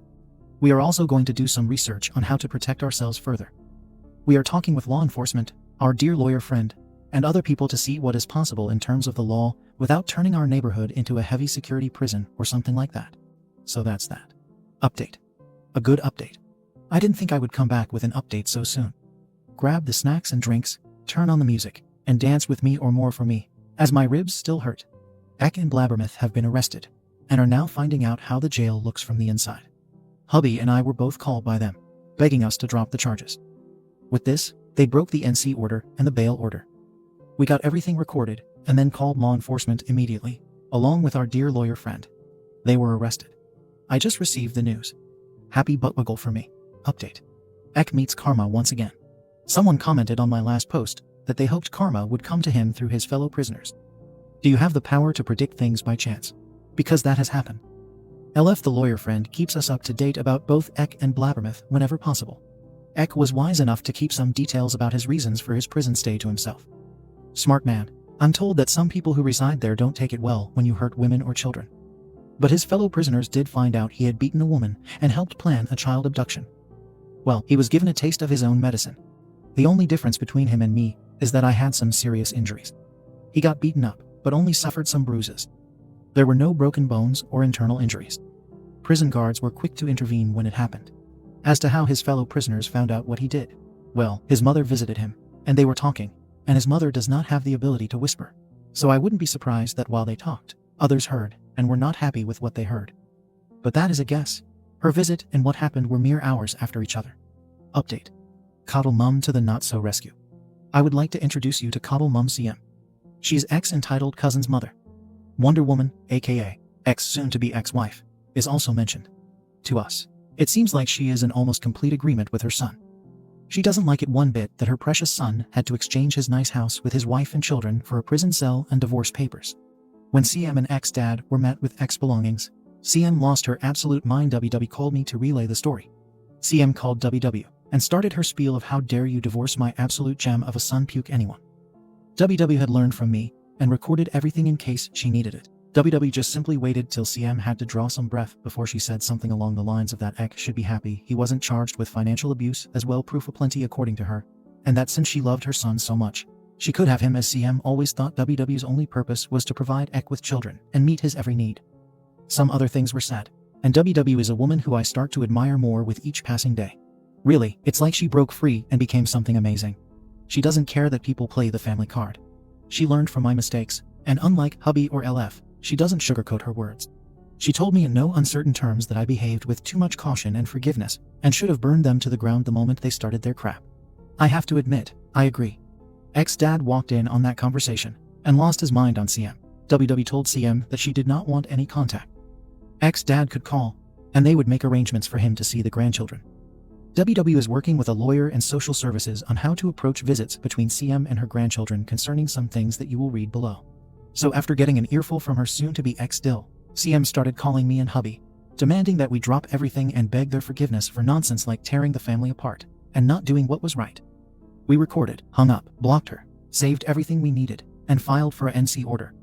But when all of her shenanigans didn't work, she tried something else.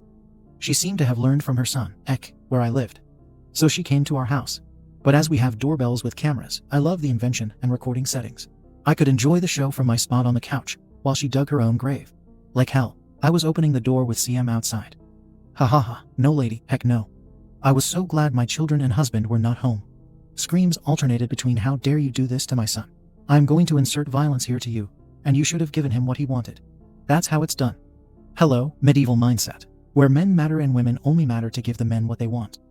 I understood in an instant where Ek got this bow down to the will of the family came from. Too bad I couldn't get any snacks or drinks due to doctor's orders of rest. But watching from the cameras how CM lost her mind and started throwing everything she could at my home, and then getting arrested by our town's finest people in blue was priceless. I am also slightly disappointed she didn't get to meet Frou-Frou and my fourth baby. LeFou. Yep, we have a dog. LeFou is a super duper sweetie pie Rottweiler mix about 2 years old. Total lapdog for us, and just the right kind of protective. He was already being trained by the name he used. It turns out that NW knows the breeder, and she was asked to name the pups of this litter. LeFou and my family have been doing some extensive training with an N. This day, LeFou was at the vet with my husband and children for a meet and greet and health inspection. So hello, LF, do you still have some spare time? Now you don't, or have even less. LF is sometimes wondering if my husband was adopted, because he can't believe the sheer stupidity of some of his family members. Spoiler: he isn't adopted. Join the club. WW has also been updated about this. I thought she might need it for CM and the visitation of the grandchildren. Oh, and WW got the job. She is also in the process of further protecting herself, but I won't share that information. I don't condone violence, but that woman should be happy that neither my husband nor my kids, LeFou, NN, or NW Frou-Frou, were around. She would have been toast. But hey, the plus side is that she now knows what the bench in a cell feels like from my point of view, at least. Update. Mill blew it. Dear Reddit people, I hope you are all well. I have a new, long update. The title says it all. Last week, on Saturday, we went to have coffee with my Phil and Mill, as we often do. We made sure to give them a call, notifying them we would be coming, so Phil could notify Bill in case he wanted to come. The NC order works fine. Bill is not in the mood for visits from our local people in blue and fine. Kids came with us, and hubby's other sister, the second kid of Phil and Mill, was there as well. Kids love her, although she is very opinionated and can only see things in black and white. There is no middle ground.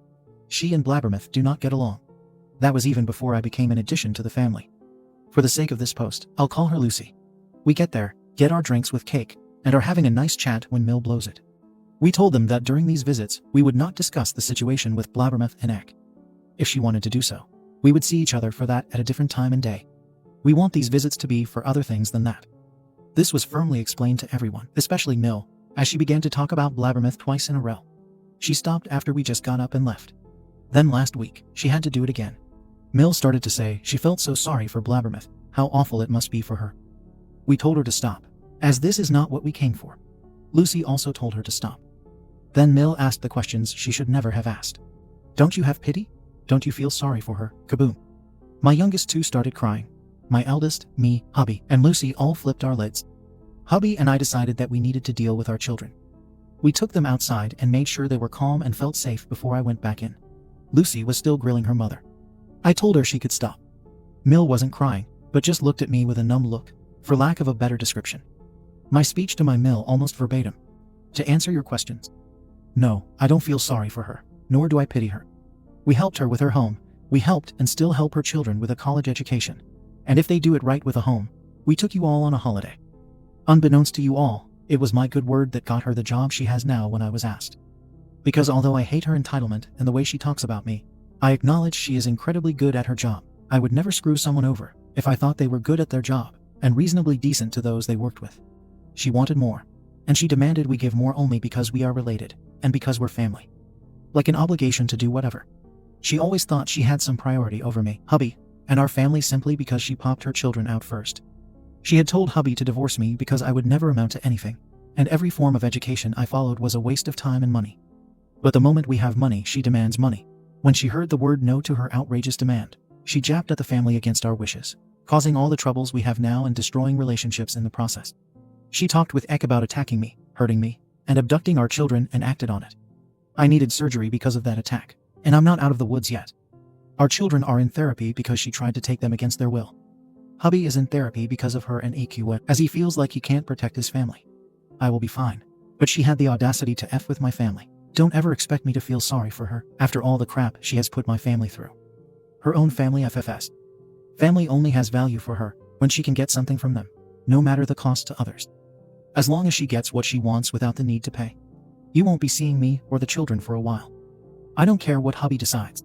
You are his mother, and I will never tell him he can't see you or talk to you. I love you with all my heart. I thank you for raising my husband into the man he is now. But I will not put the children through this sheer favoritism and the hurt it causes them. To Phil, we won't be coming for a while. We have so much to deal with already and can't have Mill add to it. I or hubby will give a call to discuss some things. With that, I grabbed the coats and left. Hubby had a call with Phil later. They had a long talk about how he had enough of his mother's favoritism towards his sister when there was conflict. He told Phil that he holds no grudge against him, But he needs a break. Lucy and I needed to do some shopping together yesterday, and she told me that Mill could only sit afterwards. According to Lucy and Phil, after we left, Phil didn't say anything to her. He just took the mugs, plates, and stuff to the kitchen, placed it in the dishwasher, wiped everything down, and then sat on the chair, looking at her and just telling her, as calm as ever, "You blew it." The daughter-in-law, who forgave so much, was willing to let so much slide, helped us out so much, and tried not to involve the law because of us, and our family has had enough. And she is right. Mill started crying. Lucy was asked to leave then. To her credit, she leaves us alone. Normally, I would have taken her to certain appointments, but she and Phil made other arrangements for the time being. We are NC with Mill for a while. My children are devastated. They knew that Mill had a soft spot for Blabbermouth, but they are shocked that their grandmother ignores the hurt her own daughter causes to her son, daughter-in-law, and grandchildren. They miss her. They have a lot of questions. Hubby is broken and angry. He had a talk with his therapist about it. He misses her, but he told me that his mother needs to learn a harsh lesson now. I told him once again that I would never demand from him that he stop seeing his mother. If he wishes, he can go, he can call, whatever. I wouldn't be angry. He knows my boundaries. I simply won't go to visit her, nor am I willing to talk to her. For now, we don't want the children to go there as well. If she wishes to apologize, fine. Not now, as I'm still fuming. If or when she wants to apologize, she will have to come up with an insanely good apology, as I'm not willing to sweep this obvious favoritism under the rug. I've done that too much already. For now, I have her blocked on my phone, and I have removed myself from the family group chat. I love my Mill tremendously. She helped us a lot when the children were little. In our time of need, they and my parents were there. They have always respected our parenting decisions, even though they did not always agree with them. When Mill and Phil babysat, they respected our wishes. She would freestyle when they were a bit older, but made sure they had their sleep, ate healthy meals and snacks, with the occasional treat and such. I was always treated with love and respect. I helped them out whenever and however I could. So this hurts. She has seen me in the hospital. She saw what was done to me. She has seen the fear my children had and have, and she has seen the hurt in hubby's eyes. She has seen this, and all she knows and does is turn a semi-blind eye to her daughter's actions. She acknowledges X actions against us, but not her own daughter's. Hello, therapist. I just want this nightmare to end. Update. Update on Mill blew it. A small update on Mill. Mill contacted hubby. She went over to our house. Hubby was home alone. He took a week off. We were expecting a parcel delivery. The delivery man came, and hubby checked the cameras and went to open the door. Parcel, signature, yada yada. As the man went, Mill came. She came up to him and started talking. Hubby just stood there with the parcel in his hands, and after she stopped talking, he told her, "Mom, your own daughter tried to hurt your own son and harmed your daughter-in-law and grandchildren. She knew OP would be attacked and encouraged it. If she did not, she knew and didn't care what would happen to her. She didn't report it or do anything to try to stop it. My wife will probably need surgery again. Side note. The left kidney, liver, and spleen were always problematic, thanks to Eck and the beating, even more so to the point they might need to be removed. I will hear this tomorrow. Now you ask us to pity her and show mercy when all that happened was because she broke the law. She hurt us. You keep choosing her, even when things like this happen and hit you across the face. When you see the damage she has done with your own eyes, you keep finding excuses for her horrible behavior. I've had enough. I know you love her, and I will never ask you to choose sides. I only ask you to condemn her behavior and actions, nothing else. You don't. By asking us to show mercy and feel pity, you don't. We don't blame you for what happened. We blame Blabbermouth and the Eck. Don't blame yourself for what they did. Stop defending her. Get therapy. You need it. You need to see what is happening and accept that, by no fault of yours, your daughter has hurt others. I love you, Mom. Now you need to go away. I don't want to talk to you when you continue to excuse her behavior and the harm she has caused others. Don't contact us. We will contact you if we ever feel ready to." Then he shut the door and locked it. Mill just stood there for a little while and left. I found hubby bawling his eyes out when I got home an hour later. I've sent the recordings of the doorbell camera to LF in case we need an NC order for Mill. I don't think so, as he is the golden son, and she always tends to do as he says. But better safe than sorry. In the evening, Phil came by to watch a game with hubby, and he told us what happened after Mill came home. Phil asked where she had gone, and she started to cry, scream, etc., and relayed what happened. She doesn't want to lose her son and his family. She asked herself why it had come to this, to which Phil truthfully answered that his son hubby was right. She kept choosing her daughter over her son, no matter what. She can still love her daughter, but condemn what she did. She doesn't. Mill told him that all she feels is the need to protect her child, to which Phil responded that, however understandable that may be, By doing so, she hurts her other child. A child who also needs her. Paraphrased. Love both and don't choose sides. Your daughter hurt your son and his family. Your son hurts because his own sister has hurt his wife and his children. He hurts because she cares more about getting what she wants. He hurts because you can't see that. Love both, as is natural to you as a loving mother. But open your eyes to the hurt that has been caused. She asked him if he could help her with hubby and me. And this is how he responded, again paraphrased. I will not lift a finger to help you in this situation with them. This is all your own doing. I have warned you many times in the past, more so in the last year, that this might happen. These actions might have this outcome. Our son's idea of therapy might be a good idea. However, this will not automatically mean you get to see them again and be in their lives. Before this mess started, hubby and OP were kind, had an open mind, were trusting, tended to see the good in people, and when bad things happened, they tried to see what caused them and condemned them whenever they deemed it was warranted. They are still good, kind people.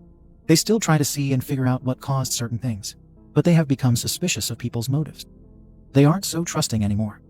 They are scared that they will get hurt, and that the children will get hurt. If you ever want a chance to see them again, you need to respect them and their decisions. Accept that they might not forgive you for whatever you do. By now, you know that they, and especially the OP, will not excuse behavior in the name of family any longer. She and our son have finally learned to stand up to such a degree that nobody dares to mess with them. You and OP are both loving people. You love your husbands, children, and others. The difference between the two of you is that OP is now willing to go ballistic when she feels her children and/or husband are threatened. Don't mess with this mama bear. She will not back down if you go too far, and you know it. Do you understand why I love and respect this man so much? Mill just kept crying silent tears. Lucy also tells me that her mother is a shell of who she was. She keeps saying that she lost her son and his family and how sorry she is. To be honest, I feel like karma came for Mill. As of now, I don't feel any inclination toward having contact with her. She is elderly, and I know that she might die without ever seeing us again. It hurts a lot. She really means so much to me, but I will not expose myself or my children to her favoritism. She may be crying about how sorry she is, but I will only believe her if she proves it. I don't believe in words anymore, just actions. What we need is for her to show us that her love for Blabbermouth should not blind her to this degree. I hope she can. I truly hope so. She won't get a get out of timeout card because she is family. Update. Bill and Blabbermouth have come to beg. A comedy. Dear Reddit family, another long update. Trigger warning for some violence or abuse. I started writing about my experiences simply to gain insights and opinions, blow off some steam, and as a somewhat therapeutic measure, so to speak. I found out that my posts have been used by several YouTube channels to broadcast them to others. That's fine. When I found out about them, I was mostly interested in the comments. They really opened my eyes and showed me that I was naive, gullible, and an incredible doormat. Maybe more so than what hubby and LF told me, and W and NN found out about the posts and agree with you all. So thank you all. Other family members have also found out about the post. They weren't happy with it, and some started to spout some bullshit about privacy. But when they read the responses and saw everything from my point of view, they felt even more ashamed than they already did. In one of my last posts, people gave a lot of advice on protecting ourselves and our home. Thank you all for that. We have also been following some self-defense and martial arts classes when possible. The children were given alarms, schools were told about what happened, and protocols were written for their safety. We sold our cars and bought other ones that we parked some streets away. We have the majority of our groceries delivered as well. A company specializing in home defense was told to make our home feel safe again. We have a contract with that company, so in case crap hits the fan, they know to haul their butts our way ASAP. Local law enforcement also has a big red flag attached to our phone numbers and addresses. We don't expect a lot now, but better safe than sorry. We certainly have learned that. The neighborhood watch is a success. We have had a lot fewer attempted break-ins and thefts. My children have found the courage to walk LeFou on their own without either me or my husband. They are not as afraid as they were shortly after the debacle with Blabbermouth and Egg. Talks with their therapists have helped a lot. Eldest struggles sometimes, as he thinks that being the eldest means taking care of his siblings without fail. I needed some surgery, as the beating made some pre-existing health issues worse. Hubby is still restless sometimes. He has taken his self-defense and martial arts lessons seriously. He thought and still thinks at times that he failed in his duty to protect his family. With the help of his therapist, he can shake that feeling more. I've told him numerous times that he has never failed us. He loves us and has always been there for us as a father and husband. Eldest takes a lot after hubby in this regard. It doesn't surprise me, as I have proudly given birth to my husband's clone. NN has been a great help as well. Sometimes men need another man or men to tell them whatever they need to hear without therapist talk. Current status of people. Mill. Time out. See other post. Happened around 3 weeks ago. This happened today. Lucy and Phil. No problems. Eck. Still in prison, though secluded. Inmates really don't like him, apparently. I'm not even wondering why. Coddle mum, ex-mother. Bill. The NC order had been lifted as of last week. There is no harassment or anything else, so there is no reason for an extension. He isn't blocked on our phones. If people want to dig their own graves, then I'm all for helping them. Blabbermouth. Still in prison. What is my attitude? Only our lawyers talk with each other, and with the prosecutor. The hell hag still has an active NC order. She has been blocked on my phone, not on hubby's. Same reason as with Bill. LF. Lawyer friend. Hero without a cape. Devil without horns. Worth every penny, cent, dollar, etc. BML. Blabbermouth's lawyer. Bro. My 1.89 meter tall brother has the build of a tank, is strong as one, kind-hearted, and no nonsense. SIL 3. Bro's partner, Maggie, for the sake of the posts. NN. Nice neighbor. NW. Nice neighbor's wife. Frou-frou. NW and NN's loving dog. Another hero without a cape who'll take snacks and cuddles as his reward. Lefou. Our own loving dog. A hero in training, who'll also take snacks and cuddles as his reward. On to part 1. LF called us. Apparently, he got a call from Bill saying that Blabbermouth wants to plead guilty in exchange for no time in prison. As of now, she faces between 5 and 10 years in prison if she's found guilty. I thought that this crap wasn't possible. According to LF, she hardly has a chance at that. She can get a reduction, but no more if she goes for the guilty plea. Also, what surprised us is that Bill called LF directly instead of going through their lawyer. So what does our beloved LF do? Laugh on the phone, hang up, and call their lawyer, telling them what Bill has done. Apparently, BML just sighed deeply and thanked LF before hanging up. Our thoughts. Blabbermouth and Bill don't hear what they want to hear from their own lawyer, so they try it through ours. Nice try. Part 2. Bill's visit. Several days after LF called to tell us about Bill and Blabbermouth's delusion or fantasy, we got several texts from 4 of our beloved nieces and nephews who are Bill and Blabbermouth's kids. Number 5 doesn't like me and, like his mother, blames me for all of her misfortune. We know that the only reason he doesn't bother us is that his parents have warned him to stay out of this. As of now, he hasn't messed up, and we are still somewhat willing to pay for his college education. The other 4 kids and I have a good relationship. They know what their mother dearest tried to do and have decided on their own that they're done with her entitled crap and with their father semi-enabling it. NR 1 and 2 have moved out. NR 3 and 4 can't just yet, but are barely home. Since their mother is in jail, the eldest 2 decided to drop in on their father and younger siblings to keep an eye out and help when needed. Bill was very unhappy and angry. He knows that what Blabbermouth did was wrong, but he thinks the whole kidnapping and assault thing is blown out of proportion. They were all having lunch, and Bill came up with the amazing idea to have a talk with me and, to an extent, hubby, whose phone explodes with texts after that lunch. Mine and hubby's. Eldest niece tried and managed to get a time frame from her father and texted us that, since we didn't want our children to watch whatever might go down, we asked Bro and Maggie if they could go there for a couple of days and hang out with their cousins. There was no problem after explaining the situation. The children were scared but didn't want to leave. Bro flexes his muscles, they love that, and tells them that he will keep them safe. Then we call NN and NW, explain the situation, and ask if they are available in case we need witnesses and help. Before we could finish asking, we heard the doorbell ring. NN, NW, and Frou-Frou were there. I really love these people and their dogs. So some hours later, Bill makes his grand appearance. For those of you who wondered if we invited him in, of course not. Heck, we didn't even open the door. The doorbell camera has been the grandiosity of its own altar at our home, well, almost then. He began his sob story about how Blabbermouth didn't mean it. She was sorry, yada, yada, yada, sob, sob, sob. He asked, or begged through his sobs, if we could drop the charges. Nah, even if I could, I wouldn't. Oh, Bill, fun fact. The prosecutor is the one who decides that now. You know, because what Blabbermouth did were felonies. You don't get to try to abduct people and get away with a slap on the wrist. You don't get to show your big blue eyes and get away with aiding and abetting assault.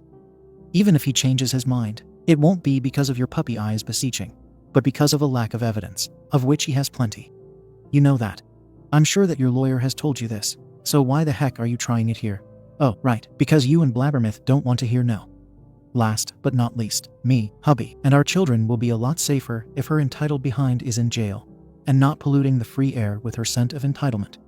After hearing this piece of information, Bill became angry. Family this, family that, more family helps each other crap. and the golden phrase was, "But she's family, and you don't hurt family." To which we responded, "But we're her family. Why did she hurt us then?" No response. He just stood there. Then he started cursing. How I was a S, a B, and that it was all my fault. Sure, Bill, blame the one who helped pay off your mortgage and your children's tuition, because all we wanted was to help the family. If you don't want the money, then we would like to have it back. Would you like to pay it back all at once or through a payment plan? Yes, we were semi-teasing. He raged on about that. How dare you? And it's not funny. Of course it isn't funny. But what isn't funny as well is that Blabbermouth only accepted me when it suited her, and when things happened the way she wanted. If not, she would try to manipulate things and people so she could still get something of what she wanted.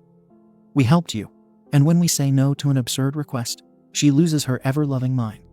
She destroys relationships, the good and the neutral ones. She destroyed our sense of safety and our health, so on and so forth. For what holiday do you know you have the money for? Or at least for a good part of it. You don't like it that she's in jail. That's fine. She reaps what she sows. You and Blabbermouth should talk to your lawyer to see what can be done about this with the least amount of damage. Family means nothing to you, and Blabbermouth doesn't give you anything. Go away. We will call the cops and see if we can get more NC, restraining, C and D orders shoved up your back. Oh, and don't try anything stupid. Look at Eck and Blabbermouth to see how that one worked out. After saying something along the above lines, he left. We made a copy of the video footage, called the police, and went through the entire process again. LF came by for a visit, was baffled, and actually sighed. He simply can't understand their thought process. It turns out Coddle Mum was also giving him a rough time by basically demanding he do something about her son being in jail. So he did something. He basically told her to shove off in a legal way, unless she wants to spend money on her own lawyer, and have unpleasant side effects from such legal papers. Like I said earlier in the post, I needed surgery, and NW has offered to stay when hubby is away to help me and keep an eye out. She can work from home and help out in case the family jobs return. She has become more than a friend. When she isn't working, we talk a lot and get to know each other on a deeper level. It turns out that NW had been in a similar situation with an ex gone bonkers, even after she got together with NN, and they try to help whenever they can, as they know the anxiety, insecurity, and fear. No ex problems for her, thankfully. Update. Do you see that? That's your college fund waving goodbye. A small but worthy update. Eldest is my eldest child. Youngest, the youngest one. LF, lawyer friend. This time, Blabbermouth and Bill's youngest child is 18 years old. I'll call him entitled Applekid Eek, as apparently the apple does not fall far from the tree. Eek is going to start college in September, if everything goes well. As some readers might know, I have a college fund for some people in the family, Eek included. They have strict stipulations, and it only covers books and tuition. No extracurriculars, housing, or living expenses. They want to go and live somewhere else. Fine, on your own dime, that is. At the start of this whole drama, the eldest had finished college. The second is set on graduating this year, and the two middle ones are busy with college. Eek is the last one. With all that happening, Eek reared his head from time to time with offhand remarks, and, in the beginning, demands for money. We made it very clear, in words and on paper, that if he continued with this, or did other things that were by law not allowed, he could wave his funds goodbye. Hubby and I operated on the notion that a child shall not suffer for its parents' blatant stupidity. If they decide to be stupid themselves, they shall reap what they sow. Blabbermouth and Bill have had some stern talks with Eek to keep his head down and to his studies so he could get his things paid for. They have always known we would never just hand over the money, but get the information, confirm it, and pay for it. Still, they didn't complain about that free money. About the incident. We have instructed eldest to not escalate situations, call us or law enforcement, and seek out other adults if needed and possible in case of conflict. Filming whatever he could was something he already had figured out. Well, Eek and eldest met by chance a couple of days ago, while eldest and his siblings went out together. Eldest just gave him a hello and turned to walk away. Eek didn't like seeing him or whatever and started to shout and curse at eldest, preventing him from leaving. My two youngest heard the commotion and ran to their brother's aid. The youngest started filming. Eek kept pushing his chest against eldest and giving compliments to my son. He never hurt him and stayed calm. When Eek grabbed his shirt, he used some of his skills in self-defense to make sure Eek let him go, but nothing else. My middle child then said something to Eek. Is it a family trait to want to go to jail or something? If you hurt him, you will go there. You might see your mother again. Eek stopped, looked at them all, and ran for it. Kids got home, showed me the footage along with a witness's footage and contact details, and we made a trip to the police station to file a report. Then we called our lovely LF to set things in motion for a restraining order or whatever is possible. After all that, we made a copy of the footage my children made and the police report and sent it to Bill. Attached to it was the note that another student thanked them for their donation of a college fund since Eek decided he could do without it. He threw away his chance with his own actions. According to their eldest niece, their parents were not happy at all. Update. Mill goes to therapy. Another update on my Mill. This one is shorter. Recap. Blabbermouth is in jail. Mill asks us for mercy and pity. We tell her, heck no, we tell Mill to get therapy and go to NC. People in the story. Mill. She is a good woman, but her love for her daughter Blabbermouth makes her utterly and completely blind. We are in NC with her. Phil. A good and wonderful man. Lucy. SIL. Another sister of hubby. Not entitled. Hubby. My husband, Rock. Stand-up comedian and greatest love. Eldest. My eldest child. Youngest. My youngest child, born 5 minutes after their twin. Yep, I have twins. No, not identical. Different genders. Characters are freakishly alike, though. Therapist. Mill's therapist. This week Lucy came by for a cup of coffee, and she gave us some, maybe shocking, news. Mill has found a therapist. This one is part of the same practice as our therapist. We never told Mill who our therapist was or where we went. Lucy could tell us that Mill already had some sessions, but didn't know the details. Okay, that's a good sign. Well, we still eye it with some suspicion, but let's see where this takes us. Then last night, Phil came by again and also told us, without our prompting, that Mill had found a therapist and had a very intensive first couple of sessions. Phil has joined a couple of them so the therapist could gather some other perspectives. He didn't tell us before, as he wanted to be sure that it wasn't a one-time thing. It seems that Mill came home after a session, and when Phil asked her how it went and how she feels, she seemed to have said something like, "I really made stupid mistakes, didn't I?" Phil asked her why she thought so, and she told him that what he had said to her see previous posts was something that the therapist said as well. The therapist apparently said that to love a child isn't wrong, but the actions that are caused by that love can do wrong to the child, and, to an extent, others as well. Or something like this. She seemed very sorry and understood better what went wrong.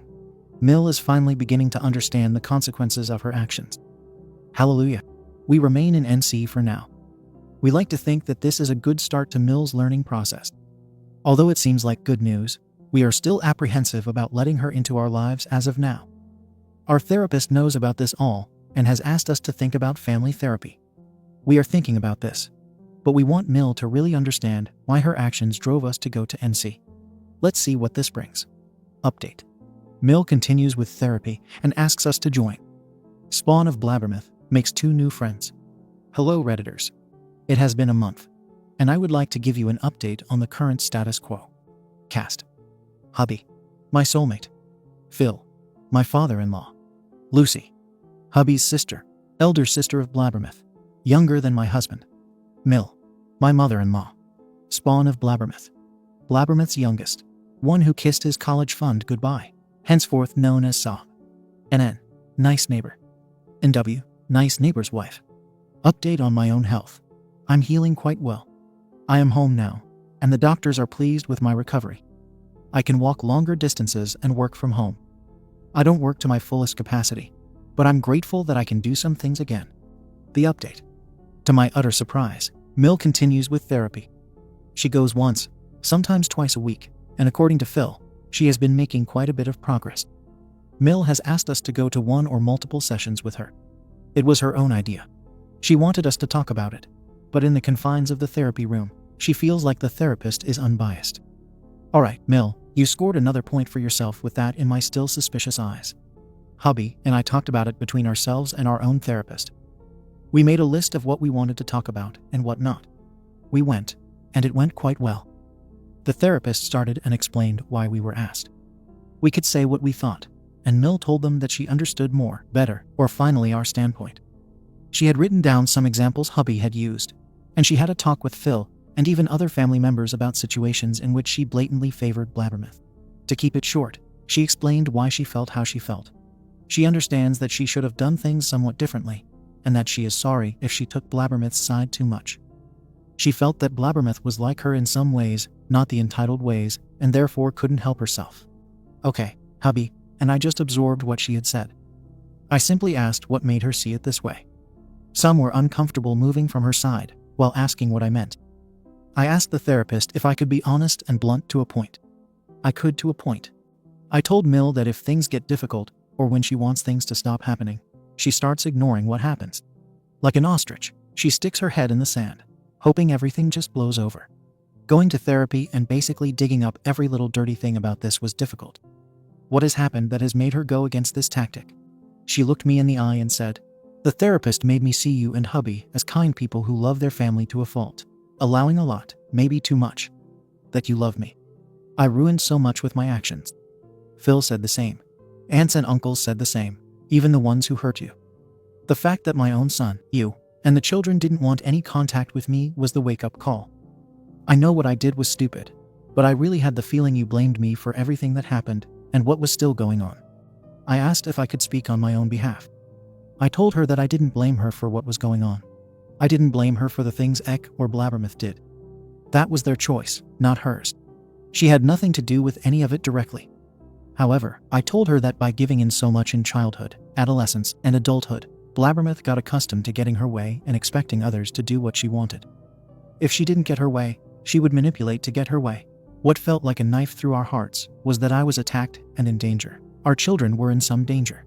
And she kept asking for pity and mercy for Blabbermouth, condoning her actions, not looking or not wanting to see what she was doing to us.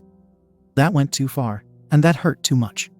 We understand that she loves her daughter, but it is her selective blindness, that condoning, excusing that behavior, etc. That just hurt us the most. I repeated what I have stated before. Love her as you want. I cannot and won't tell you who to love or not. But look at the actions of a person and the facts about them. She hurt us, your son, me, and your grandchildren. We also matter. Hubby said he agreed with this and added his own feelings as well. She started crying and saying she was sorry. She simply didn't or couldn't believe one child was hurting her other one. It ended there with a new appointment for a couple of weeks, a summer holiday for the therapist. I think it's a good start, so to be continued. NC will continue outside of the sessions. In the meantime, we have also had to deal with Sob, Blabbermouth's youngest. Last time, he tried to intimidate my elder, and by doing so, he could say farewell to his college fund. The grapevine his elder siblings told me that his father, Bill, shouted at him for his stupidity, as Sob had been warned not to do anything against any of us. We were still willing to let him use the funds for his college education, but he had to stay out of the situation. Bill and Blabbermouth were told that very, very clearly thanks to LF, and they made sure that it was clear to Sob. Well, Sob wasn't too pleased. He got yelled at by his father and by his mother during a visit. He didn't like it that whatever funds his mommy and daddy had were now being used for lawyer fees, and he was not quite sure if there would be money left after everything. He didn't like it that he got a firm and resounding screw you. No from his two eldest siblings after he demanded from them that they pay for his college education. His reasoning was that, since they had jobs, they should help him out. He didn't like it that both sets of grandparents weren't helping him out with money either. He didn't like it that he didn't get any support or pity from anyone. He certainly didn't like it that when he asked our aunts and uncles for money and started to whine, everything fell on deaf ears, and he got told that this was a lesson that he needed to learn. Poor Sob. A lot of things happened that he didn't like. And, in true Blabbermouth fashion, he blamed it on our family. What does the idiot do? He came to our house, and like Eck family stupidity, I think, he came by our house. Unfortunately for him, Frou-Frou and Lefou were waiting for him in the backyard, out of sight, when he climbed over our fence. And N and W and I were at some elderly neighbors of ours a couple of houses away, and since the lady is a bit scared of dogs, we opted to leave them in our yard. The couple has adopted us, and since the lady of the house is an amazing cook and baker, to say the least, we love to frequent the place and help them out with what is needed. We were sitting in their yard, chatting away, when we heard the screams and barks. I can't really run, so I go and check the footage from our at-home cameras. Lo and behold, Sob is crouching on the same table Eck was when he had to flee for 100 pounds of protective muscle, fat, and sweetness, aka Frou-frou. Now Sob has the honor and pleasure to meet Frou-frou and Lefou at the same time. Sob was not happy. Blue-clothed lads and ladies armed with shiny and not-so-shiny accessories show up and take him away. We don't think he can be legally charged with anything more than trespassing, but beggars can't be choosers. According to our inside informants on that side, it's safe to say Bill wasn't happy, which would be an understatement. Sob was picked up from the station, tore some brand new holes, got his game consoles, iPad, and everything deemed non-essential taken from him by his father. He has limited access to his laptop, school only, and has been grounded to boot. Sob is sulking a lot, according to his siblings. When he started to cry to one of his brothers, he got told that it's his own fault, and that he was stupid. He certainly doesn't get any pity from others. Why is Sob so entitled? Blabbermouth coddled him, and that had more effect on him than when his father set him straight. We do hope that, away from the influence of evil, his mother might set him straight. Let's keep our fingers crossed for this. Also, our court date is getting closer. As of now, it is scheduled for the end of October, if there aren't any delays. I'll update again after that. Update. Wonder Woman. The story of how Ek got hit by the karma train driven by his now ex-wife. First of all, as I'm not really familiar with Reddit, I just found out that I had tons of messages from readers that I had missed. I didn't know that people could also do that. I also try to reply to as many as I can, but due to the sheer number of them and my limited time, I'm not always able to respond. My apologies. Some people ask me to update WW. WW is what Wonder Woman, the now ex-wife of Ek, is doing. She is doing amazing. She sold the house and the car that were in her name. She moved away to a place she was unwilling to share. She has a PO box somewhere, and we see each other whenever we can. In the beginning, she looked so drained and scared. But now, wow, WW looks amazing. The kids are doing great. WW has a job she truly enjoys, and her parents help when they can with childcare. Her ex-Phil, the father of Ek, does get to see the grandchildren, but without Coddle Mum CM, her ex-Mel. What I didn't know is that Coddle Mum tried to get custody of the children by involving Child Protective Services with false accusations. She got a slap on the wrist, and her ex-Phil told her not to do anything stupid as he would divorce her. Since they have a prenup, she will be left with a lot less still comfortable than she has now. CM loves to brag about her status, so a divorce is not something she wants. It took a while, but slowly WW told family members and friends what Ek was doing. He never hit her. There was no physical or say abuse. There is still plenty of emotional and financial abuse. I won't share the details. WW asked me not to, but she is dealing with it as best she can. Like us, she, her parents, friends, and relatives are somewhat afraid of what might happen in case Ek gets out of jail. She has a good lawyer, so they are, like us, busy with protective measures. This is Ek we're dealing with. He is stupid, and we are low-key placing bets on how long it will take for him to show up at which place. So, a small but nice update. I'm glad she's doing better. Update. Trial has started. An update on us, and Coddlemum just had to prove she's an idiot. A small update for you all. Hopefully, this post will find you all in good health and spirits. First, the abbreviations and people were explained once more. LF, lawyer friend. Hubby, my husband. Mill, my mother-in-law, hubby's mother. NN, nice neighbor. NW, nice neighbor's wife. Coddlemum, ex-mother. The trials have started. I can't say anything about what is discussed until it's all over and done with. I can tell you that both Ek and Blabbermouth seemed extremely nervous, yet somewhat confident, arrogant, even.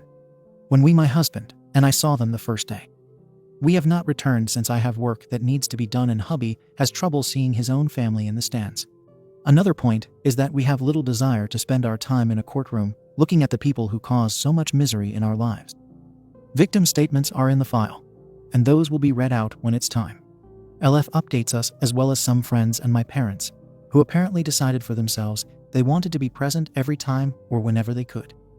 I told them that it wasn't necessary, especially since my parents are elderly. But my mother simply flashed me a look that said enough. My father isn't a man of many words, but he lets his actions speak for him most of the time. He said, "In our time of need, you and your brother are there for us. Now we are doing what we should do as parents, and what we have always tried to do. Be there for you both in your time of need. Besides, I want to see what kind of people they are with my own eyes." My friends basically agreed with my father. I was there for their highs and lows. Now it's time to return the favor. My more devilish friends say they are going as far as they can just to see how big of a hole they dig for themselves. I love these people. Hubby is not doing so well. Like I said, he has a hard time dealing with the fact that his own sister and cousin are on trial for harming me and trying to take his children. Anger and sadness are his two main emotions. The children are also quite nervous. We keep them informed on how things are, and LF is doing a great job of giving unbiased information on what happens and how court proceedings work. Especially eldest is one for the details and nuances. He wants to know everything. Apart from being nervous, they feel frightened once more. All this time, Ek and Blabbermouth were locked in a cell, safely away from them. Now they realize that a verdict will be given on the time they will serve, if they will have to serve at all. We like to keep their release an option, as you never know. Therapist visits have increased to once a week online and once a week in real life. NN and NW have increased their visits with Frou-Frou. And the kids sleep better now that Lefu is with us as well. Nothing works better to soothe their anxiety than some gentle giants giving hugs and slobbery kisses that will go into protective mode when needed. Things with Mill have become somewhat better, but she seems to be at a crossroads now that her daughter's trial has started. She has started her "oh, my poor daughter" spiel again. We don't blame her, and she has kept the whole "have pity on her" out of her vocabulary. Coddle Mum also made an appearance. She decided in her infinite wisdom that it was a good idea to show up on our doorstep on the day before trial started. We saw her through the doorbell camera. NN saw her and asked if he could help her. A smart man kept her in front of the camera the entire time. She asked, in a rather rude manner, who he was. When he stated that he lived in the neighborhood and was walking his dog, she told him that she was here on an urgent legal matter. She was there to, drumroll please, threaten us with legal action if we didn't stop the court proceedings. Her grounds: her son was provoked by my actions, and thus it was self-defense. Therefore, everything in court didn't need to happen, and we should drop the charges. Ek should be found not guilty if that can't happen anymore, and we should tell the judge or jury that. Coddle Mum continued that if we didn't, she had no choice but to take matters into her own hands, contact our country's child protective services, claim we were hurting our children, and file charges against us for defamation. An end can be serious when needed, but in the face of this blatant stupidity, entitlement, and/or delusion, you choose. He just laughed. He explained to her that this was not how it works, and that she just stated that she was trying to blackmail us by lying. But Ek has his entitled tendencies from his mother. So of course she doubled down and stated that all we did was lie, and that I should have done what I had been told. For some reason, this woman can't understand that hubby and I made a joint and unanimous decision not to want to be a money tree or ATM. NN told her to go away, get a therapist, and prepare for the NC order that could be coming her way.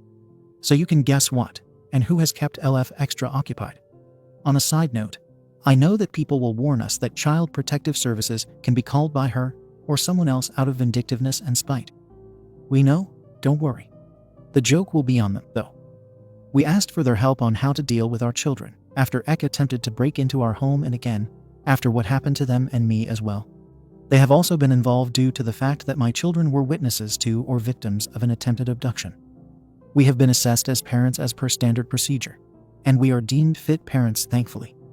They are updated on the things necessary. So that was the update. I will update as things progress. Update: how it goes with the rest of the family. A lot of people are asking me about the trial. LF advised me not to post anything about it on social media, so I won't until I can. What I can tell you is how the contact with other relatives is at the moment. Quick recap. Blabbermouth blabbed her mouth to her and hubby's aunts, uncles, and cousins. They started to harass us and demand money. One uncle slapped me in the face and got the name LLTU, Little Love Tap Uncle. He got to meet a judge. Lots of family members got a nice piece of paper that screamed no contact. And since they do have some respect for it, and perhaps us, we haven't heard a thing. The NC orders against hubby's relatives have not been renewed. There was legally no reason for it. We have slowly begun to have contact again. We went to some socially distant birthday parties, and although it was very awkward in the beginning, it's been sort of alright. At the first gathering after COVID restrictions were lifted, LLTU came up to me and asked if he could say something. The husband and children were standing close for obvious reasons. He apologized profusely, and he said that if I didn't want anything to do with him, he would understand. He started talking and explaining his behavior to me in person. It sounded sincere in the beginning, but after a while, I did ream into him after he tried shifting the blame onto Blabbermouth and me. I told him mostly verbatim, and it was your own doing that you never picked up the phone to talk to us and clear the air. It was your own doing that you drove all the way to my home and waited for me. It was your own doing, screaming and yelling insults at me. It was your own fault that you slapped me. Your greed was what drove you, not Blabbermouth or me. You found out I had lots of money, and you wanted it. You are an adult. Take responsibility for your own actions. You could have chosen different actions that would have led to a different outcome. Don't blame your greed on anyone else. He fell silent and said that I was right. They all say they understand now why they were never told. It wasn't that we didn't want to help, but more that we didn't want to be seen as some ATM they could get money from when they felt like it.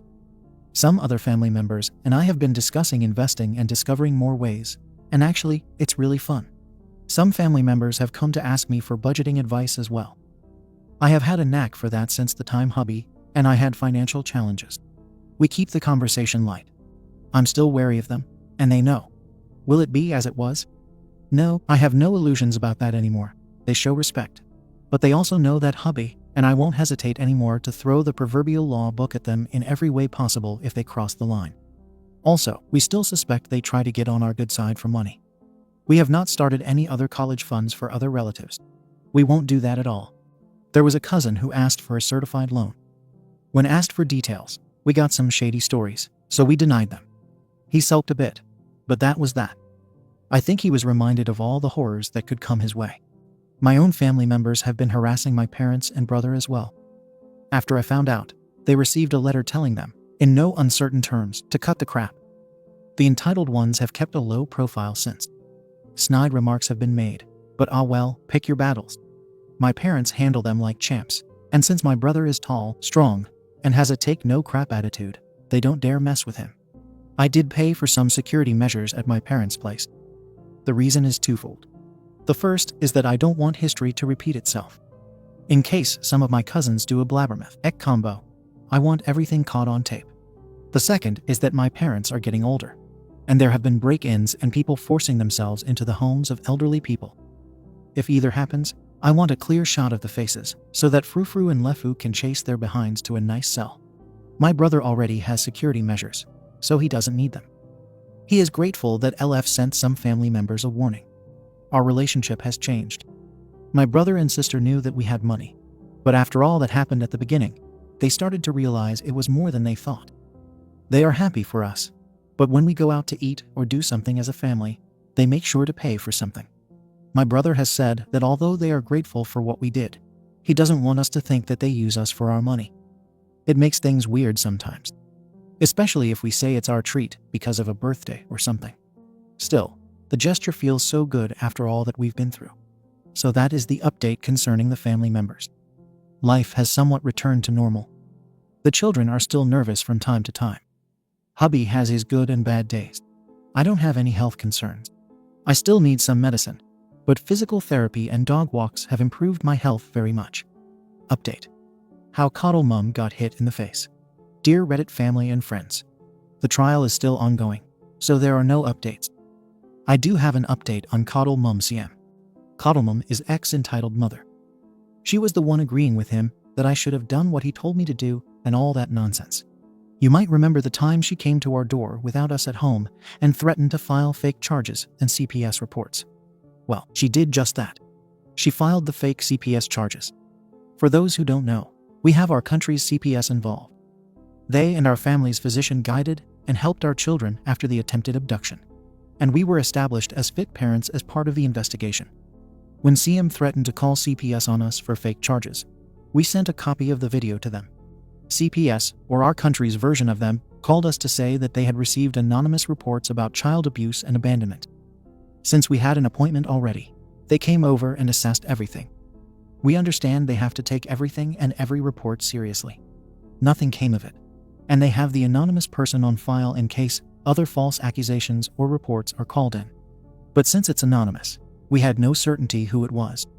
Until CM showed up at our door again, and, in a screaming fit, demanded to know why our children were still with us when she made the reports. She was ranting about how she was sure we would learn our lesson, etc. Unfortunately for her, we have cameras. Guess who got a NC order and a lawsuit on her hands for defamation and making false claims? Give yourself a treat if you guess CM. When did she get the letters? While she and her husband, Steve, were home having lunch. Long story short, he lost whatever patience he had with her. He told her he had enough of her behavior and filed for divorce. They have a prenup, but CM will receive some money. As was discussed at the time the prenup was signed. She still has plenty of savings and a nice retirement fund.